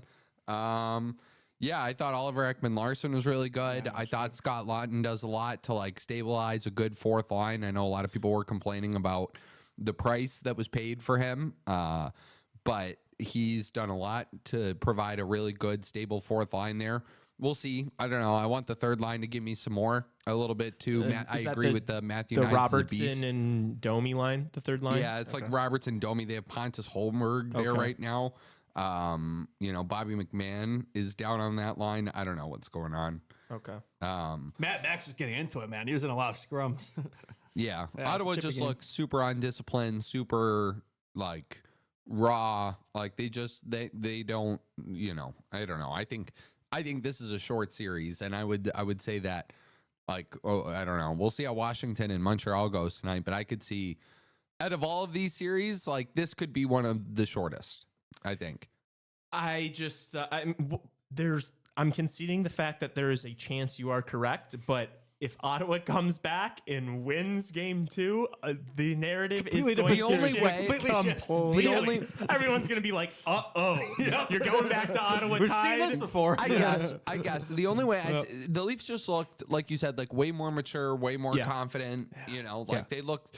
Like it was never really in doubt. Like maybe for a second there when Ottawa made it, what was it, like 3-2, I want to say? Yeah. Like maybe there was a moment where or you were like 2-1, something like that. It was one of those. Yeah. But it was like, oh, like maybe it gets away from them here, but then they really rallied it. I just felt like everything went perfectly, though. I mean, it doesn't. Not everything doesn't have to go perfectly for them to win. You're right, but I don't know. We'll see. I just think if Ottawa, if Ottawa really were to beat the Leafs at this point, it would be like them getting under the skin of the Leafs to the point of the they Leafs start taking dumb penalties. Yeah. But I don't really see it getting to that point, really. But what if Ottawa plays that physical? They just tighten it up a little bit with the cross checks and the boarding. I mean, maybe because then the power play opportunities aren't there, but you're still getting that. You're still getting that physicality. Yeah. That's where my head went after game 1. I understand seeing the performance from the core 4. Why especially as a Leafs fan, you'd be like, all right, now these guys are starting to get it. Yeah. I said kids, that was a mistake because they're not kids anymore.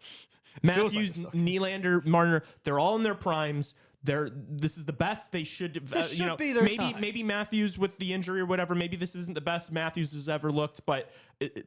Marner and Willie looked great, converted on their opportunities. I understand why you'd be bullish as a Toronto fan seeing that game.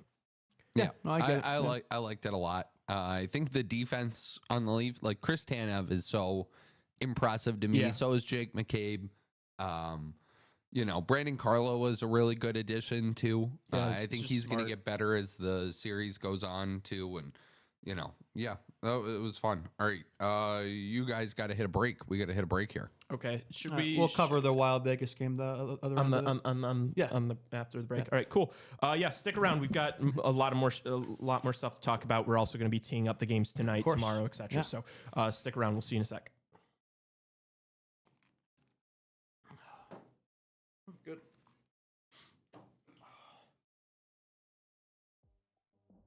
I was worried we wouldn't have enough to no, it's like we said.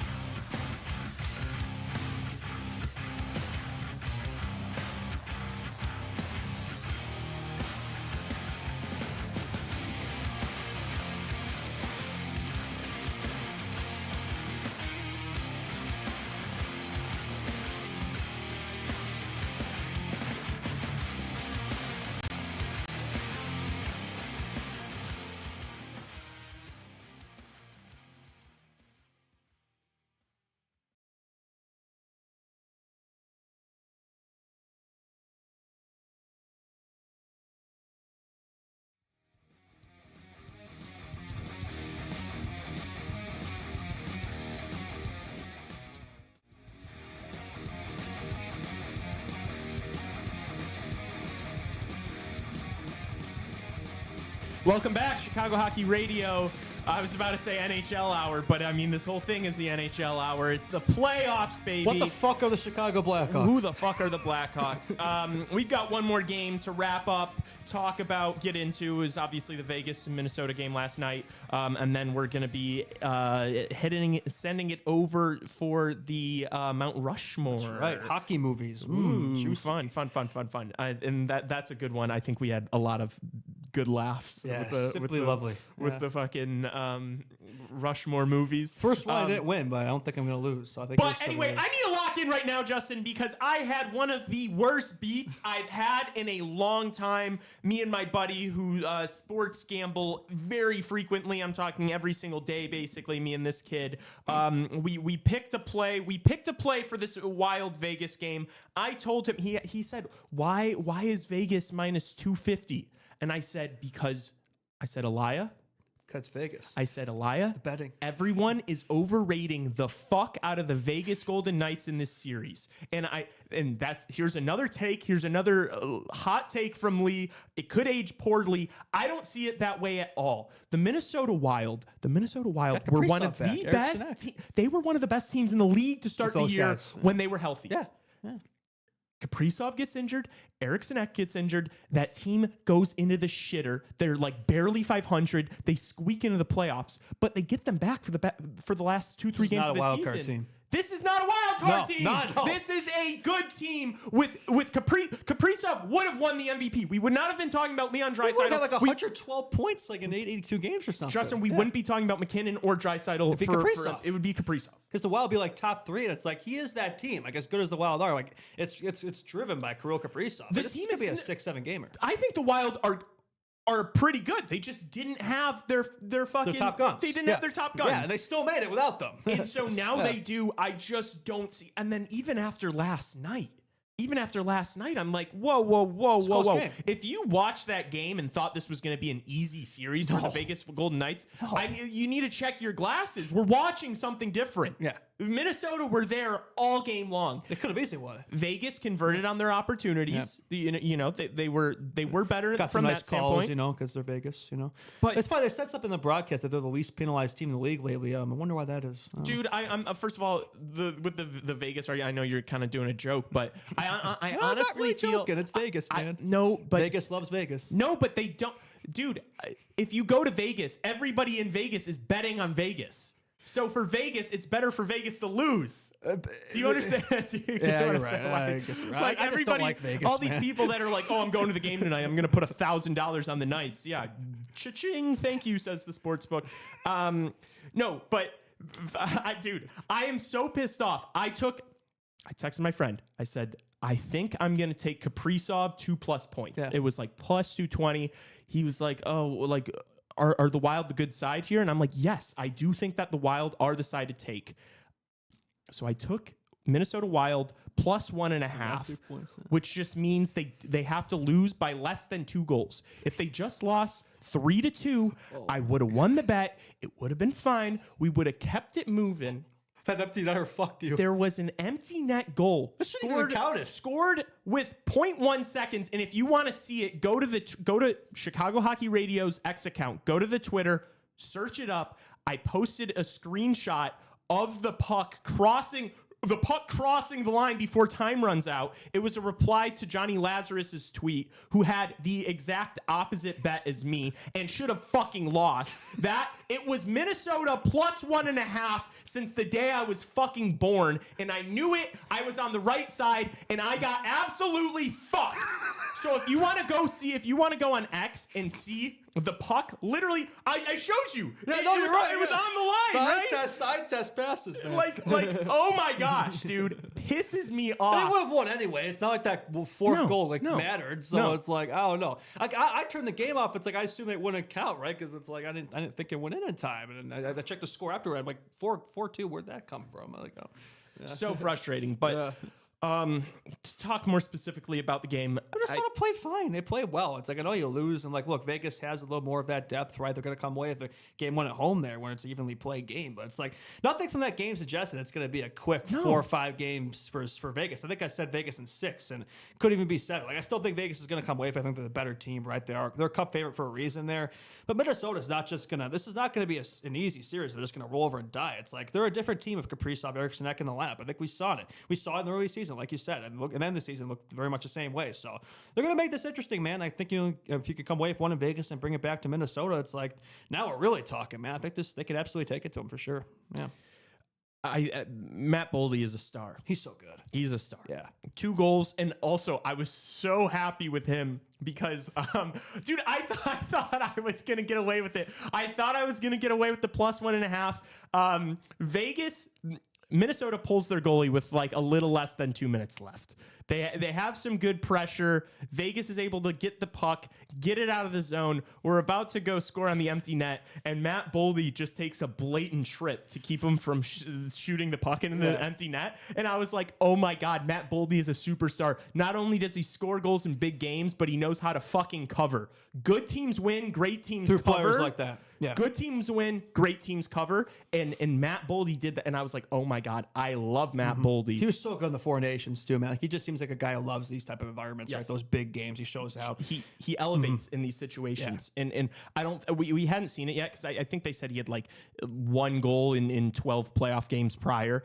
Look, he's a young kid. I think he's finally starting to come into his own and become the star that I think he's going to be. He was their top producer. I mean, not in terms of points per game, but like, the Kaprizov injury, but he was their top points guy. So yeah, he's a great guy. I mean, Kaprizov had 2 assists, 2 draws back in, looks like himself. So that makes a big difference there. Need a bit more better performance in the D. I feel like there were a few breaks there that they gave Vegas. Like, one of them was from my boy Brock Faber. I think he lost a puck battle that led to one of their goals. It was a howler. It wasn't just he lost, like, he had the puck on the right side of the net and he was looking to move it forward. And I forgot if he just got like stick lifted. He just got pickpocketed. Yeah, no, that was rough. 5 feet away from his net. That's a big difference, and then by Tomas Hertl, and then he absolutely roofs it. That's the difference in that game, pretty much, right? Or else it could be going overtime there. Like, brutal giveaway. That was really. Other ones I think were fair enough, right? But Saad looked pretty good too. He had some chances, he did. He did. He had a breakaway that he ripped off the crossbar. Blackhawks legend. Yeah, he had some jump. Don't get me wrong. Vegas is a wagon. Also, did you see? I told you I bet on Dorofeev to have the most goals in that series. He scored for Vegas, so that was of course, yeah. And I called Faber, by the way, a Brodeen merchant, which you seem to find that pretty funny the other night. Yeah, he's his crutch there. Yeah, without Jonas Brodeen, he's cooked, man. They carried him to the almost Calder last year. Thankfully, Bedard won. But anyway, back to it there. Dude, I think the Wild are going to look a lot better than that. I think that was kind of a down game for them, and they still hung around. They were within 1 goal for most of that game. It's a 1-goal game. It's not even a 2-goal game. Like, that empty netter, who cares? It's not. It's because it didn't count. It's one play. Shouldn't have counted. It's one play. It's like, it's pretty evenly played game. Like, I still think Vegas, like, they're the better team. They're going to win this series, but the rest will be on the side too. But I think Minnesota will keep it close. Also, I think what can be an X factor, and although he was quiet yesterday and looked a little shaky and looked a little nervous, Mr. Zeev Buium made his debut, and I think he's going to get. Look, it's his first game. Understandably, you're going into that arena. That's tough. Those are the stakes. First game of the playoffs. That's your first national hockey better game. Than I'd be quaking in my boots too. Yeah. I think he looked a little unsure of himself. Yeah. He didn't really have the confidence that like we've seen from him in college in the U.S. Yeah, exactly. Sure. But I think it's going to come. I think after he gets 1 or 2 games under his belt, he's going to be like, all right, this is what it is. I think he's going to look a lot better. I think that power play is going to look a lot better. That could be a huge X factor, man. Exactly. So I'd be looking to see improvements there. And I mean, they had him paired with Zach Bogosian, which I liked. But I want to see them playing them a little bit more. Buium had 13 minutes. Fine. So we'll see. I don't know. I think this is going to be like a 6 or 7 game series. Yeah, I do not understand why every single analyst and every single person on social media is saying that this is going to be Vegas in 4 or 5. I don't see it that way. No. I think Vegas is a very I think the Minnesota Wild is a very good team, and that these teams are way closer than people are letting on. 1,000% too. And it's like, Kaprizov's going to drive it though. They're going to need some more outside contributions too. Like guys like Marco Rossi need to step up too. So like if they can get more from guys like that, that'll be be huge. Yeah, for sure. I think the goaltending too could argue they even have a bit of an edge there too. I mean, Gustin's been good for them all year. I think that's one area they could probably expose. I know Hill's been good for them, but still, that's pretty even there, I would say. Actually, Excited to watch the rest of the series, see how it plays out. I think I'm going to be right. I think this is going to be a long series, but we'll see. I'm talking about this like I have money on the Wild. I bet on Vegas to win this series. I just think it's going to be a 6 or 7 game series. Like everybody's just writing Minnesota off, which thank God Kaprizov came back and Eriksson Ek too. Like this would be without those two. Like this would be like a Carolina New Jersey series. It wouldn't even be close. Vegas would be dominating. Like I'm glad those two are back, and it's an interesting series. Like there's really only one of these series so far where it's like I'm not really that invested in. Right, all of them have been kind of bangers so far, and I think they will be. So it's good for us that that's the case. Yeah, well said. Sure. Yeah. All right, I think that wraps up the weekend's games.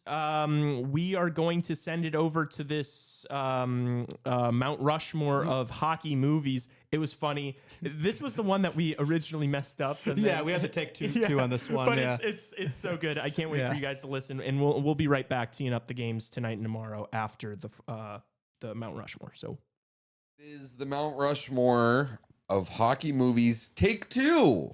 Because there was another take.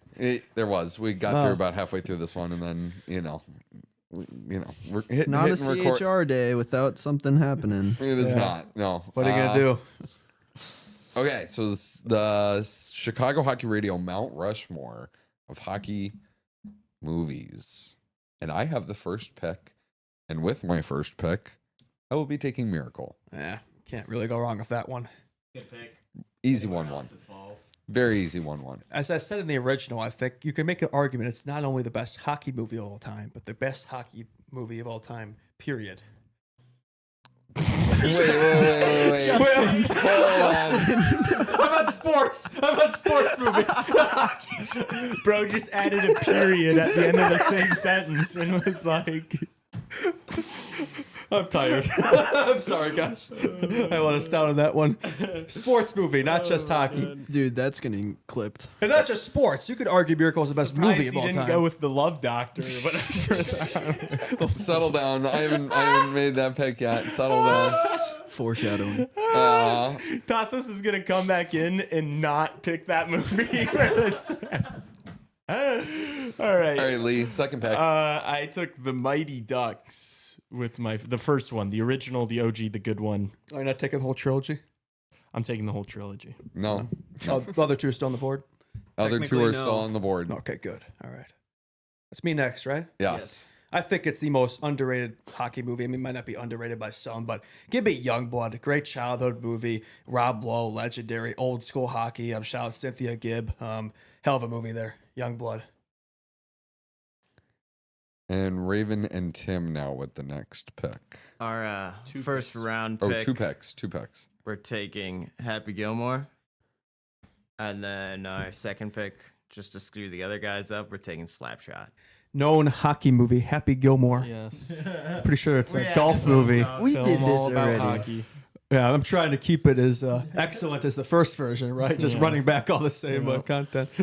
Yeah, well, that's fair. Slapshot too. It's like, that's a classic. All right, Justin. Yeah, back to you. Yeah, I'm pandering at this one. Like, I really don't think this is that really great of a hockey movie, but I do love the main character in it, Sean William Scott, legendary Canadian actor. Give me Goon. Yeah, that's a pander pick, I'll admit. Respectable. Yeah, nonetheless. it's popular. Like, people vote for it if they see it. Yeah. It is you. It's my turn. Okay, I'm going with The Rocket, which I've said on the show previously is my favorite hockey movie. Maybe not one for the casuals, but an excellent film and amazing hockey movie. Legendary. Always hated the Bruins after watching that movie. Yeah. Legendary. Okay, so I have two picks back at the top. I'm going to go with D2, second Mighty Ducks movie. And I don't really care what you guys say. I'm taking the Love Guru. What the hell is the Love Guru? Everyone flame Tassos for not knowing what Love Guru is. No, he does know what Love Guru is. Yeah, but like flame him because we don't know. The love. Mike Myers, Jessica Alba, Justin Timberlake. Come on, guys. Justin Timberlake. This does not sound like a hockey movie. Great hockey movie. It is a hockey movie. Yeah, wait, these guys. The Love Guru. This takes place in the Middle East, doesn't it? No, There's hockey over there.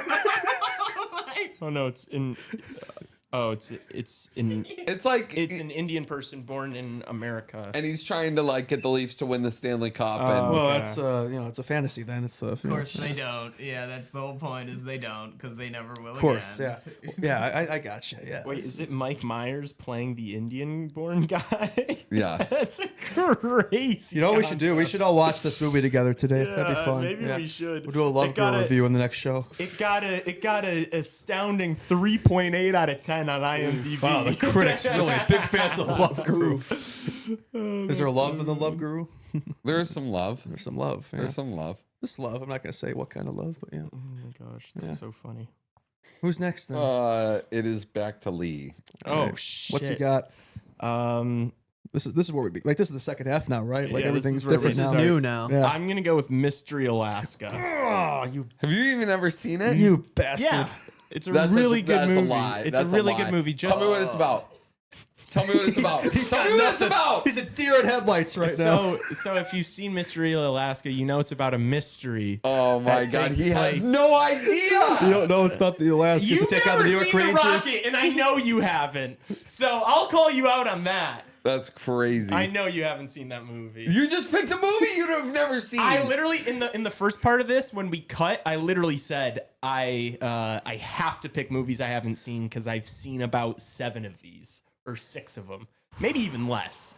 I've seen Goon, I've seen Miracle, I've seen Mighty Ducks, I've seen The Rocket. So anybody that voted for this, just know I you're voting haven't for seen The somebody Love Guru.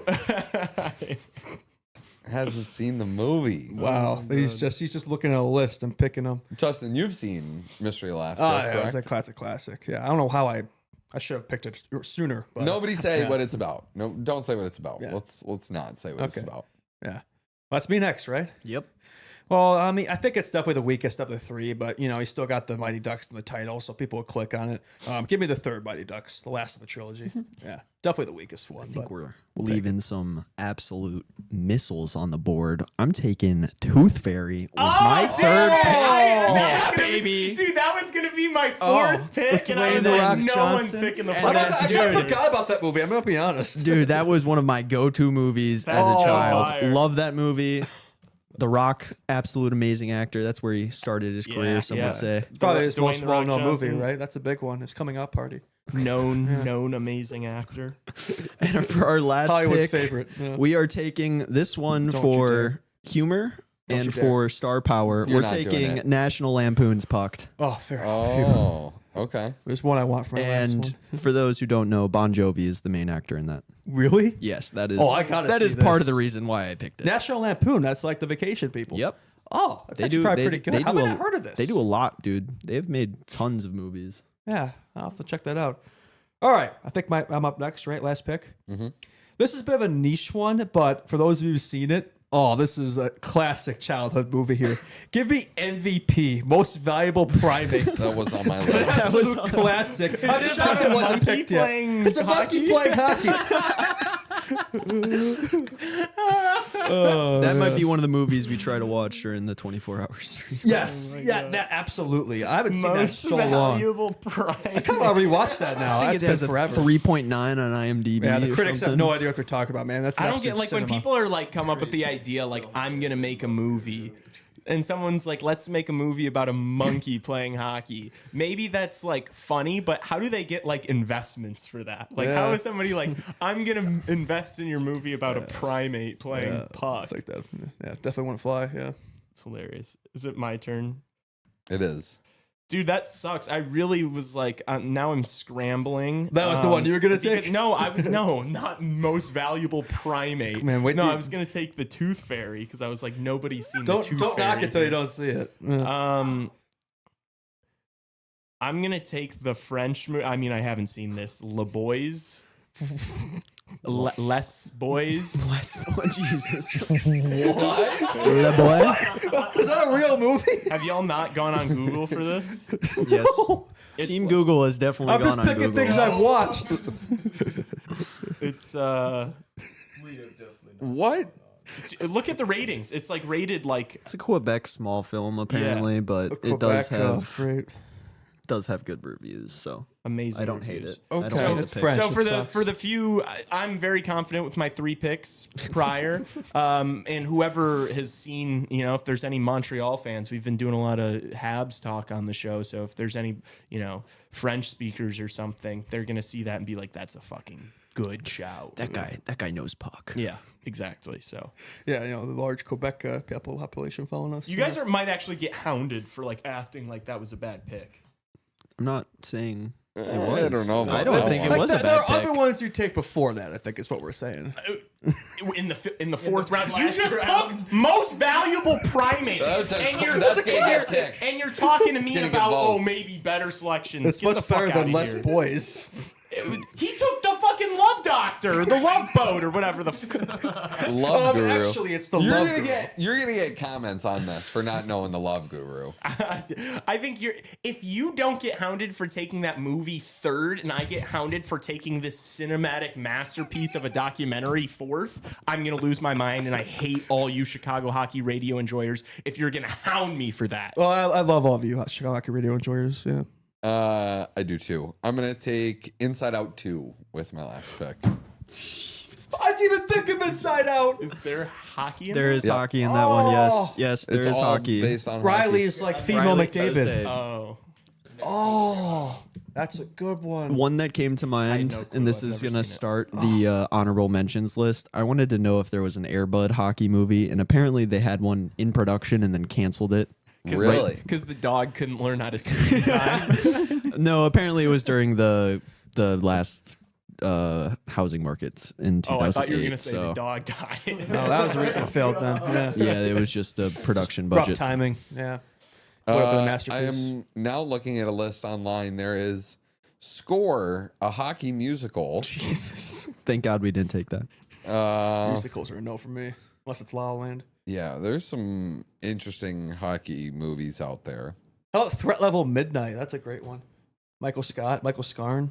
Yeah. Oh yeah, In the Office. Yeah, yeah. Like that's like within. It's within a that's a TV TV show though. See, I would have Yeah, picked it you- if I knew that was gonna get shot Okay, down. yeah. So yeah. That's I guess- a I good didn't one, even think about that. Maybe that's another Yeah, one. yeah. Maybe a little sneak peek, but like TV show hockey team or like I'll save that for the future. Yeah. Yeah. Threat Level Midnight in the Office. Remember, it's basically a hockey movie. It's like a kind of like Sudden Death. Nobody picks Sudden Death. I don't think, right? no. No, 'cause it's kind of like that, like an action movie, but there's hockey in it. Yeah. He like saves the president's daughter or something. Yeah. By shooting a hockey puck at a. Becomes a hockey prodigy. yeah, Yeah, something yeah, like that. yeah, pretty much. Yeah, to save the world. Yeah, yeah. Okay. That one was fun. That was a fun one. That was great. That was the best one, I think. Yeah. Cool for the take 2. That was good. Awesome. That's good. Cool. All right, sending it back to the show now. Welcome back. Welcome back. I'm pissed I lost that. I really did not think Tassos won with the fucking Love Guru just because he had Miracle. Just 'cause he got- his team. like, Yeah. are you serious? the Love Guru? I still Dude, need to I don't watch get it. that. I don't get it. Has nobody, dude? Mighty Ducks, the Rocket, Mystery Alaska, really last? That's the last. I That's the finished worst. second to last. It's the first time I ever won, but at least That's in the worst. That was the worst. Yeah, Come on. Chat Come on, GPT guys. team beat you too, Raven Yeah, and Sully. guys, so. give me a fucking break. You Hey, guys need to like. Tooth- You guys got to watch movies. Tooth Fairy was great. That saved our team. Yeah, I really. You guys got to yeah. watch more movies because I have a feeling nobody has seen The Rocket. You guys need to. Oh, Rocket's great. You guys Yeah. need to go see The Rocket and then go back and revote and vote for me to win so that I'm not losing all. It's a little too late here, right? All right, let's get into the All right, games tonight. The first one being the Montreal Canadiens versus the Washington Capitals. By the way, I'm going to be back here tonight at like 5:45 to stream all these games. So tune in for the streams. It's going to be fun tonight. Game 1 in Washington. How do you feel about this series, Justin? Oh, I think this is going to be a fun series, right? I mean, I think, the Capitals are obviously the favorites. And I do think they're going to win this series, but I think the Habs are going to make it interesting, right? I think, the first couple games in Washington are probably going to be rough, right? Could be an awakening thing for them where it's like, this team barely made the playoffs. It's like they have some issues defensively and goaltending that the Capitals don't, obviously. So it's like, I think they're going to have a hard time to start this series, but I think just survive these first couple games, bring it back to the Bell Center. Like that's when things could probably shift a little bit. If you can at least grab one, that'd be nice. I think I have Washington in 5, if not mistaken. So I don't think it's going to be a sweep. I think they take at least one, but it's going to be tough for the Canadians, right? Like, obviously, it's a definitely an underdog story. I think it's been a popular team where it's like a lot of people have said, oh, there could be a Cinderella 2021 run in them, like the impact a guy like Ivan Demidov could have in this series in that top 6, right? A lot of talent on that team. Obviously, Wayne Hudson's had an insane season. The Caulfield-Suzuki connection's been cinema. A lot of good things going, but it's like, I don't know. It's like, I don't think they're going to be able to outscore this Capitals team that's obviously has their fair share of star power as well. And I just think the rest of it's like Carberry's been a great coach there. They're pretty strong enough defensively, and they've had a good season in net there too from Thompson. So I think they're gonna have a hard time. I think it's gonna be a fun series. I think Canadians can make it interesting, but I don't really see an upset on the horizon here per se. I don't know if you disagree. I don't think you probably do. No, I don't. The way I see this series is that if the Canadians are to win it, it would have to be a complete and utter catastrophe, and the Capitals have to lose the series. The Capitals would have to completely fall apart, pretty much. And so many things would have to go wrong. Montreal is one of the worst defensive teams in the entire NHL. That doesn't bode well for you when you're entering the playoffs. They got swept by the 24-25 Blackhawks too. I think defensively they're too young, soft, and just like weak, inexperienced. With Gooley and Hudson, etc. Like, I think that they're going to be a team that's should be easy for the Capitals to expose. I will say though, I'm nervous. All the money I have on this first round is tied to the Washington Capitals and the Carolina Hurricanes. So that's why I was so pumped with the Canes with how that game looked yesterday. And I'm hoping that this one looks the exact same way for the Capitals, to be honest with you. Yeah, that's crazy. Maybe I'm crazy for saying this, but I do think somehow that a Canadians upset is more likely than a Devils upset, right? Even though you could argue, I just think the Canes are better built for the playoffs compared to the Capitals. But if it's a team that's really not built for the playoffs, it's this Canadians team, right? So, but they have enough star power, enough studs in that team, enough stories, right? I could see them taking a game, but that's about it. It has happened. They have upset the Capitals before in the playoffs. If you go back about 15 years ago, the 2010 it did happen, where the Capitals won the President's Trophy that year, came second this year, so not quite the same situation, but we'll see. I mean, I wouldn't completely write them off, right? I think the Bell Center is going to be electric game 3, but just got to survive these first couple games and see where that takes you. But in terms of tonight, it's probably going to be a pretty decisive game 1 for the Capitals, I would say. Probably. Most likely that's going to be what happens. Yeah, dude, I mean, I think Capital One Arena is going to be absolutely rocking tonight. The Washington Capitals didn't really finish the season strong just because they were all it was all about the OV goal record, and I think they kind of just stopped caring, took the foot off the gas a little bit because you knew you were going to be winning the division already. So and so now it feels like, finally important games again in Washington. Let's see how the team looks, how they respond after, what was a less than ideal, maybe end of the regular season for them as far as wins and losses kind of crawled go. to finish a little bit, but they knew they were going to be in the Ostrom. They had their ticket punch. They weren't playing for any seeding, so they had the OV things. So this is a clean slate, a fresh slate. But for Canadians, they'll play like you have nothing to lose because they really don't. I mean, I don't know if anybody's really giving you that much of a chance, right? Maybe a little bit, but play with nothing to lose. And you have a chance here. This is the playoffs. Anything can happen. You never know. Crazier upsets have happened, but I'm not really betting on it. I also don't like any of the sound bites and the interviews that have been like going around social media from the Canadians camp. Just like Line A saying like, no, I don't give a shit about that. The fact that I'm playing Ovechkin, like I don't care. Doesn't matter. And then Demidov said he prefers Malkin or something. Yeah, like those are comments. Demidov's been kind of cocky. Sorry to cut you off there, but Demidov's been kind of cocky a little bit towards Ovechkin too, where it's like, okay, I kind of hope he puts the kid in his place a little bit. How about you? Hope I don't respect Alex Ovechkin, man. That's the GOAT right there. These are just comments that are coming from a team that's about to get absolutely blown out. I hope they do. I think that this series is not going to go any longer than 5 games, and I think those are comments you make that fuel a team that was already going to beat you to beat you worse. And so that's my prediction. That's how I see this series going. I hope they get humbled. That's what I want to see. The French Canadians are getting pretty cocky over there, pretty arrogant. So hopefully Washington puts them in their place. The Montreal team has a very bright future, man. I don't think it's going to happen this year, but just the fact that this team is even in the playoffs is already a win. It doesn't even really matter what happens in this series. Like nobody, I don't think really expected this team to be a playoff team this year, this early in the rebuild. So I think just the fact they've taken that step this year, like this is learning for a young team, right? Just to be in this situation, play these games, it's a good thing for them, right? If you can win a game, that's a bonus, right? I don't want to don't get swept, I guess, if you're them. I don't want to take anything away from like Montreal's season. Like I think it was a great step for them to make the playoffs. The team is just too young and inexperienced, and this is just like one of the stepping stones to becoming a team that that can actually go on a run and like win in the postseason. They're just not there yet. And so I see this being a quick series for the Washington Capitals. But who knows? We play them for a reason. Yep. You know, the Washington Capitals aren't already in the second round for a reason. So we'll see what the Montreal Canadiens can do. I just don't. Here's another thing too. I don't see a path to them winning. Here's a little fun fact for you, Lee. The Montreal Canadiens are the only team that did not beat the Chicago Blackhawks at least once this past season. Oh, wow. Kind of interesting stat there. So, but we'll see. ESPN asked that. It is ESPN stat. As I'm looking on ESPN right now. We need to start referring to those as CHR ass stats. CHR stat, right? I got to find a way to bring the Blackhawks back into this in some way. I know we haven't really talked about them at all today, but no, it's all about the playoffs right now. This is NHL hockey radio, playoff hockey radio. That is a CHR ass stat. Any other thoughts from that one? No, not really. I think I'm just excited for it, right? I mean, this is a Monday. We've already had 2 days of playoff hockey. It's the first time we'll see the series. And there's another one we'll see the first game of on Tuesday as well. And then another one tonight, obviously, with the Kings and Oilers. So, no, game one, obviously, always can be pretty telling. So I'm looking forward to it. Next game tonight is St. Louis, Winnipeg, game 2 of that series. Winnipeg's got the 1-0 lead, I think, for St. Louis. Yeah, definitely want to come away with this one, right? Don't want to go back to St. Louis down 0-2. So, big game for them. Yeah. Yeah, we'll see. I really do think that this is an important game for St. Louis to win if they are going to take this series. I obviously don't think so. I've mentioned a few times now that I bet on the Winnipeg Jets, but I think if we don't see Velarde again tonight, obviously still no Ehlers.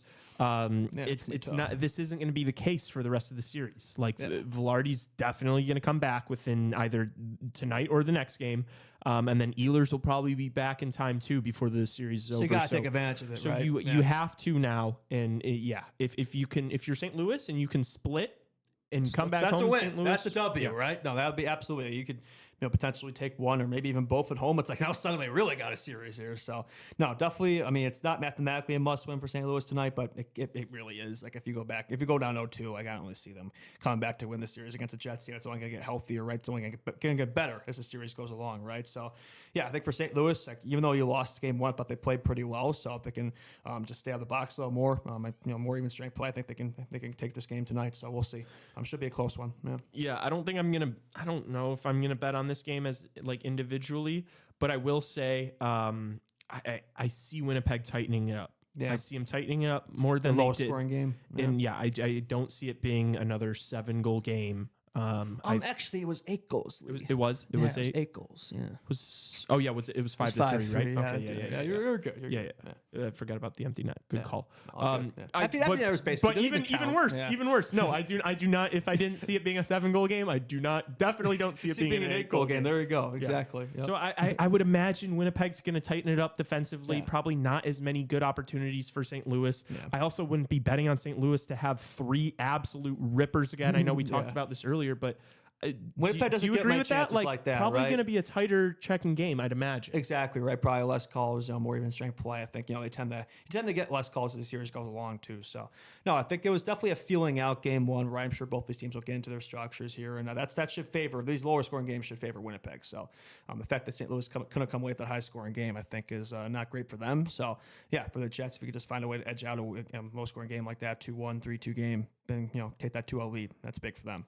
So I think the Blues were definitely a pretty popular upset pick in this series, and I think they played a good first game. But I don't think anything I've seen so far suggests that they're going to upset the Jets here. They can make it interesting. I think they'll win a game or 2, but I don't think this is going to be one where they come away with.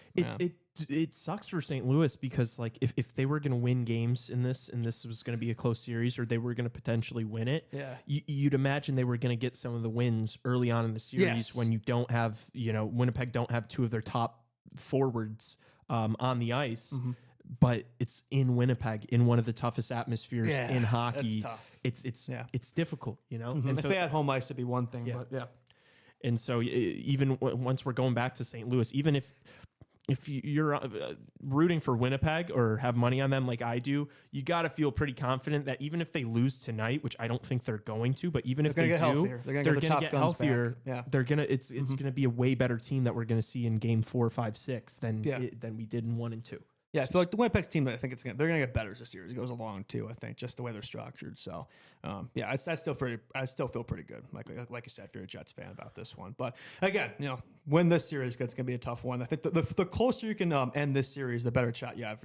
Round 2, that's going to be a tough one. So, yeah. And that was obviously the first game we streamed together on Saturday night, and we noticed it was a physical one. It ended really physically. Yeah, a little chippy. Gonna be interesting to I'm excited to watch and see kind of how it Should be some unfolds carryover. Exactly the way the game ended with all those scrums at the end, and then also we pointed it out. The Iafallo Bullduk, they were taking a ton of shots at each other. Yeah. Bullduk got called for the one, but they both were exchanging cross checks and cheap shots on one another. So obviously bad blood there. It'll be interesting to see if that picks up tonight in game 2. You would think so. Well, there'll probably be some sort of response to that. So always fun to watch those things develop throughout the series. Players that have bad blood always looking for each other, right? They're always going to find each other on the ice. It always seems to work out like that in the playoffs. So that should be a fun little tidbit to watch for. I think that's all I got from this game. And then moving on, the 8:30 Central Time start of the series that everybody was really anticipating. One zeroed in on. The Avalanche versus Stars, game 2, second one here in Dallas.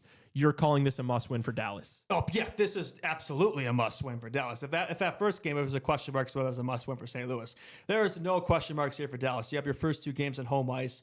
This Colorado team's probably going to get healthier. I mean, they probably should get healthier too, but it's like you can't afford to go back to Colorado down 0-2, especially with guys like Landeskog could be coming back for him. So, yeah, you take game 1 5-1. I think they probably played better than 5-1 score suggests, but I still think they were definitely outplayed by Colorado. There's no question about that. So, this is definitely a one for the Stars. You have to have an answer here, a response for sure. No doubt about it. Yeah. I'm just looking to try to see if... we're still hearing about Haskin. I know he's practicing, but if they can potentially get him back tonight... Sorry, Hiskinen's out for game 2. Well, there you go. Well, that changes a lot right there. I was going to say if they could potentially get him back. They're missing him a lot, man. Like Harley's great, but I mean he's a great number 2. But you're missing Heiskanen, man. That's your guy right there in the back end. I mean it's hard for them without him. So I mean we'll see. I mean, but you still got to find a way. Like good teams find a way. They have a lot of depth in this squad, right? They could easily come away with this game tonight, and then it's a whole different series. You get Heiskanen back, that changes everything. So, right. So, but I think you have to be down. I think it has to be a 1-1 series. I think if you're down 0-2 and Heiskanen come back, I don't know if that's gonna be enough. You know what I mean? Like they could find a way to tie the series up and get him back. Like that could be the shift right there that they're looking for, right? Yeah. I agree with the sentiment that Dallas really wants to win this one. Yeah, you would think. I don't know. You don't have that faith. I just don't Colorado think it's going to played happen. too well. I think Colorado is too good. Yeah. And look, these teams are pretty evenly matched, but they're not. When Miro, if you're talking about the most important players on the Dallas Stars, Miro Heiskanen is top 2. That's a great. Probably. He is. Yeah. So it's like if they're even, right, and you're missing something like that, and yet the other team has that edge, it's like it's gonna be hard to make up for that. It'd be like Colorado missing McKinnon or McCarr. Yeah, it's like one of the most important players on the team. Yeah. It's hard. You can't replace that. You can't replace that. No, exactly. So it's a tough. It's a shame that's the case, right? But it's the way she goes sometimes. You're really gonna have teams at full health, right? There's always gonna be injuries in the playoffs. So you just gotta play through them. You gotta find a way. And for Dallas is a good enough team where they can definitely do so. But this Colorado team, like again, it's tough that this is a first round matchup once again. Where it's like if they were playing a team like the Blues, they could probably find a way, edge it out. But you're automatically faced with a team like Colorado round 1 that's been there, done that. That's won cups. That's probably the deepest team in this playoffs. Like that's just something. It's just you can't. No matter how good a team you are, that's hard to face something like that. It is a shame that they weren't able to figure it out, because they finished the regular season so poorly, whatever it was, dropping 7 games in a row. And that put them in this position. Dude, there was a window for them to pass Winnipeg. Yeah. It could, and I think you're right. I think Dallas, I would have definitely picked Dallas to beat St. Louis. Oh, yeah, no question about it. That would have been probably even more decisive, to be honest with you. I think that Dallas team matches up perfectly. So yeah, there's something to be said, though, where it's like, should we really feel bad for them? It's like they put themselves in that position for sure. What would they go? Like, what was it, like 0-5-2 then the year or something? Like, so they had a chance. Like, they were pretty close to Winnipeg there. They could have given themselves better seeding, and they chose to, kind of roll over and die at the end of the season. So now they're facing off against that Colorado team that's been on the opposite end, a super hot to end the year, right? So, yeah, I think they got hot the right time, and Dallas got cold at the wrong time, and that's the difference you're seeing in this series so far. Yeah. I am going to be picking the Colorado Avalanche to win tonight. However, the X factor is you just saying now that this is a must win for Dallas. Like they know that. Those guys. I think we're going to be seeing pressure on 'em. desperate hockey tonight from the Dallas Stars, and I think that's That's dangerous. going to open up opportunities for Colorado. It could easily go back the other way. When you play desperate hockey, it's like you can't get out true. of that structure. That's true. probably what Colorado wants, to be honest. They want them to play desperate, right? That's true. And this like also Colorado team that's calm, cool, collective. Like they've been there, done it. They're not going to freak out, right? So I think they're still going to stick to their game plan. I think anything's going to change there. So I do see Dallas playing a more intense hockey game. Oh no, than they game have one. to. They can't afford not to. They gotta. Yeah. Colorado put the position that decisive game one win. So and yeah, like the chat said, yeah. I mean, J-Rob out too the whole series, and I don't think there's any shot he really comes back on like Heiskanen. So that sucks too. Probably not as much as Heiskanen. We've been over that, but yeah, that's the difference, right? That is the difference. Yeah, I agree. So yeah, just to wrap that up, I'm picking Colorado to win tonight. Are you as well? I wouldn't be surprised. Like I could totally see Dallas winning I'm tonight. gonna say I feel like they have to. I still think this is going to be. I know you think the opposite. Like I think Colorado's going to win this series. I still think Dallas is going to make it interesting. I think this is too good of a team to lose in 4 or 5 games. Like it's still going to go 6, maybe not 7. Like they're going to win. If they're going to win, like it's got to happen tonight. They got to get a win tonight. If they go down 2-0, go back to Colorado, forget it. The series is already over. So Dallas, they have to win tonight, and I think they will. Yeah, that's what I'll say. Yeah. Okay.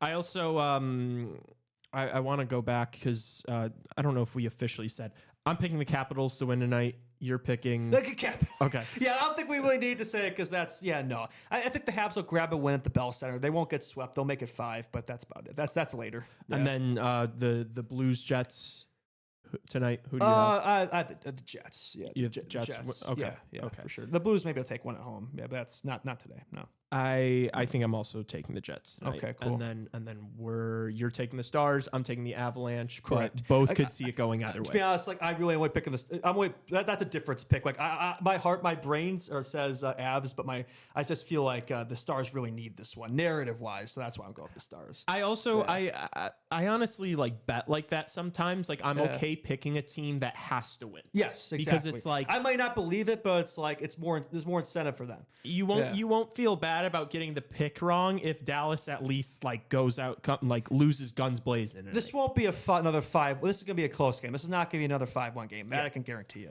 I could see it. I could see tonight being a high scoring game. Oh yeah, I could totally see it. I think that's the way the series is gonna go. It's gonna be a lot of that high flying ping pong style matchup, which I think it's not really the type of playoff hockey you tend to see, but I think this type of series can bring it out of you, right? When you have 2 bangers going up against each other round 1, that's the way it's gonna be. Yeah.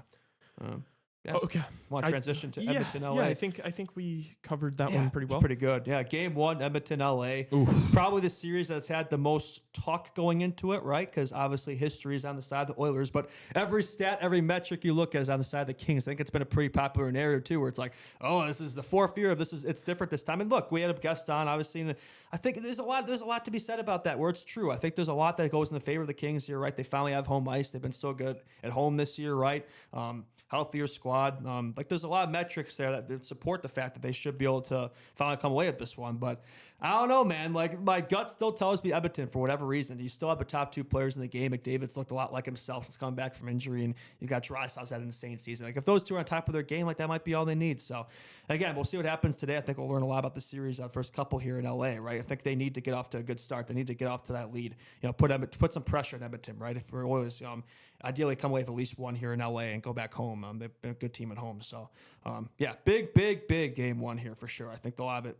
I could definitely see it being one of those games where it's like whoever wins the first game of this series wins the series. Like it's not always the case, but this is the type of series I could definitely see that being the case for sure. I wanted to see some of the injury stuff for Edmonton. Trent Frederick looks like in a game time decision tonight for the Oilers. Definitely need him. And then Evander Kane's still going to be out for the beginning of the series, and then probably maybe a game 3, game 4 debut for Evander Kane. Yeah, they've been waiting for him, man, long time. Obviously, no Ekholm for the Oilers. That's big.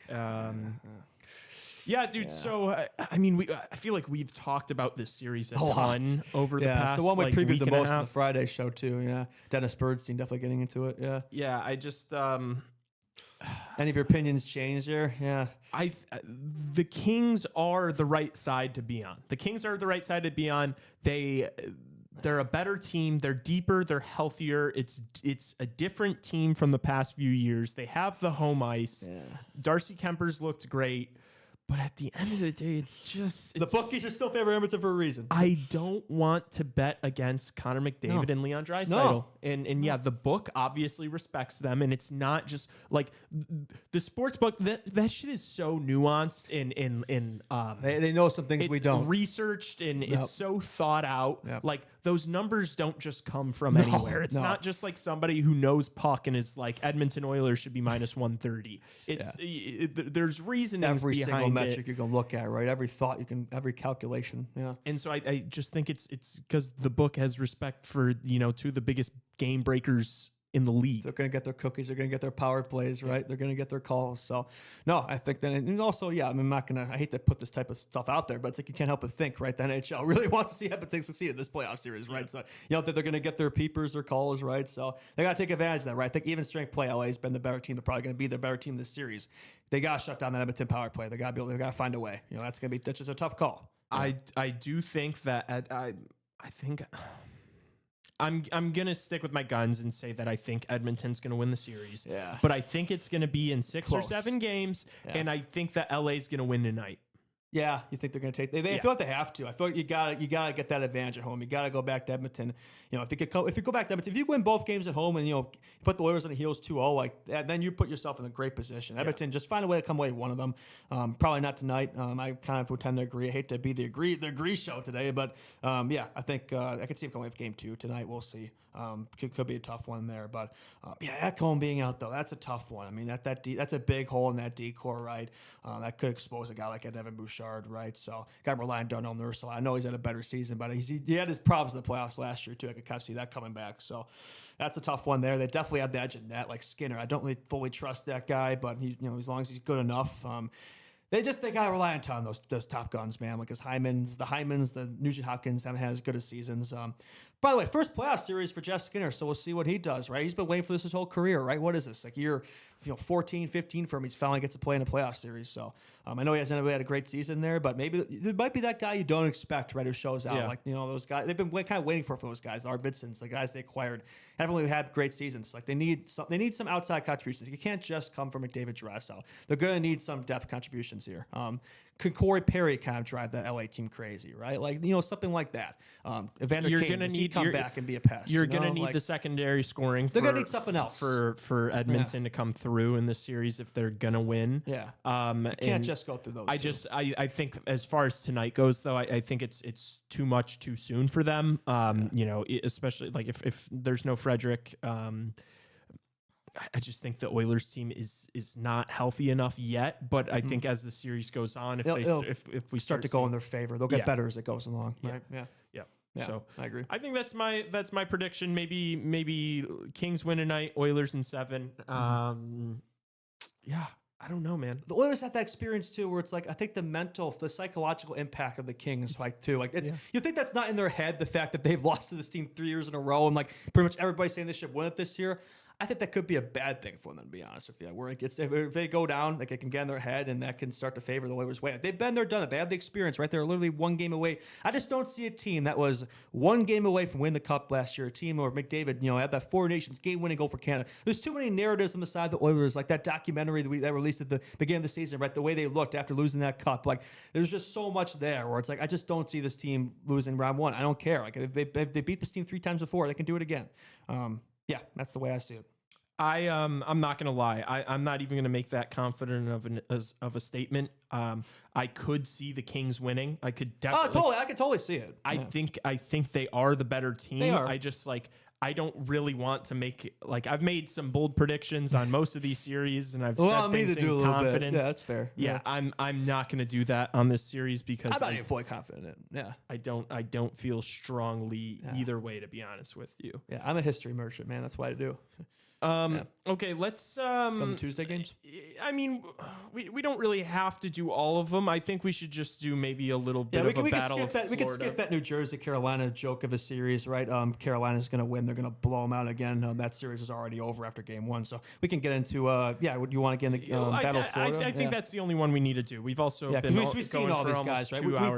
We teed up Ottawa, Toronto, Minnesota, Vegas. We talked about. Yeah, let's get first game battle of Florida tomorrow. Why the hell they're making us wait till until Tuesday. I guess they're saving the best for last. I mean, I think this has all the makings of what could be the best series in the first round. This is the definition of a coin flip, man. I think I have the Florida make it to the finals, losing the Avs. So, but the Tampa could easily take this. I think this is definitely one of those series I look at where it's like whoever wins this series will go on to be the representative of the Eastern Conference, I would say, because I would take any of them over Toronto or Ottawa, and then obviously probably the Canes or Caps in the Eastern Conference Finals. So, it's going to be a hell of a series. These two teams absolutely despise, absolutely hate each other. It's going to be a lot of fun to watch. So, will Matthew Tkachuk be 110%? Will this Florida team be fully healthy? We've been told they will be, but we'll see on the ice if they actually are at full health or if they're playing through shit. I mean, you're always playing through shit in the playoffs, but this Tampa team looks probably as good as that 2022 Cup team in a while. Could that be the difference there, right? Could we have an Abs, Lightning 2022 final, right? Who knows? Make it the 3 straight finals is a pretty tough objective, but I think this Florida team could do it. The impact of a guy like a Brad Marchand and these acquisitions in the playoffs, right? We don't know what that's going to look like. We haven't really seen this team at full health yet, right? So, but that could be a negative thing to it. So maybe they don't have enough time to get that chemistry developed, right? Like, we'll see. This Tampa team does seem pretty locked in at the moment. So it's going to be a tough one. This is going to be, no matter which way it goes, like, this looks like the easiest 7-game series of all time. Like, there's no way this doesn't go 7 for me.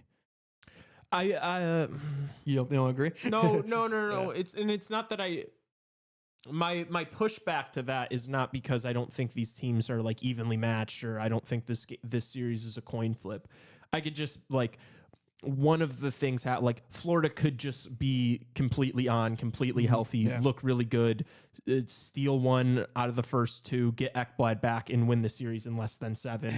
Or I could see Tkachuk still being, banged up, like the Four very Nations. Banged up, that line coming together for the first time this season. That second line, I'm talking about Bennett, Marchand, Tkachuk, Ekblad being out, like, if Ekblad's out both games, Tampa's able to win the first 2 at home. Tampa has home ice too. Like I could see it going like either way, but that's the thing, is there's so much unknown with this series, and so that's why I didn't like.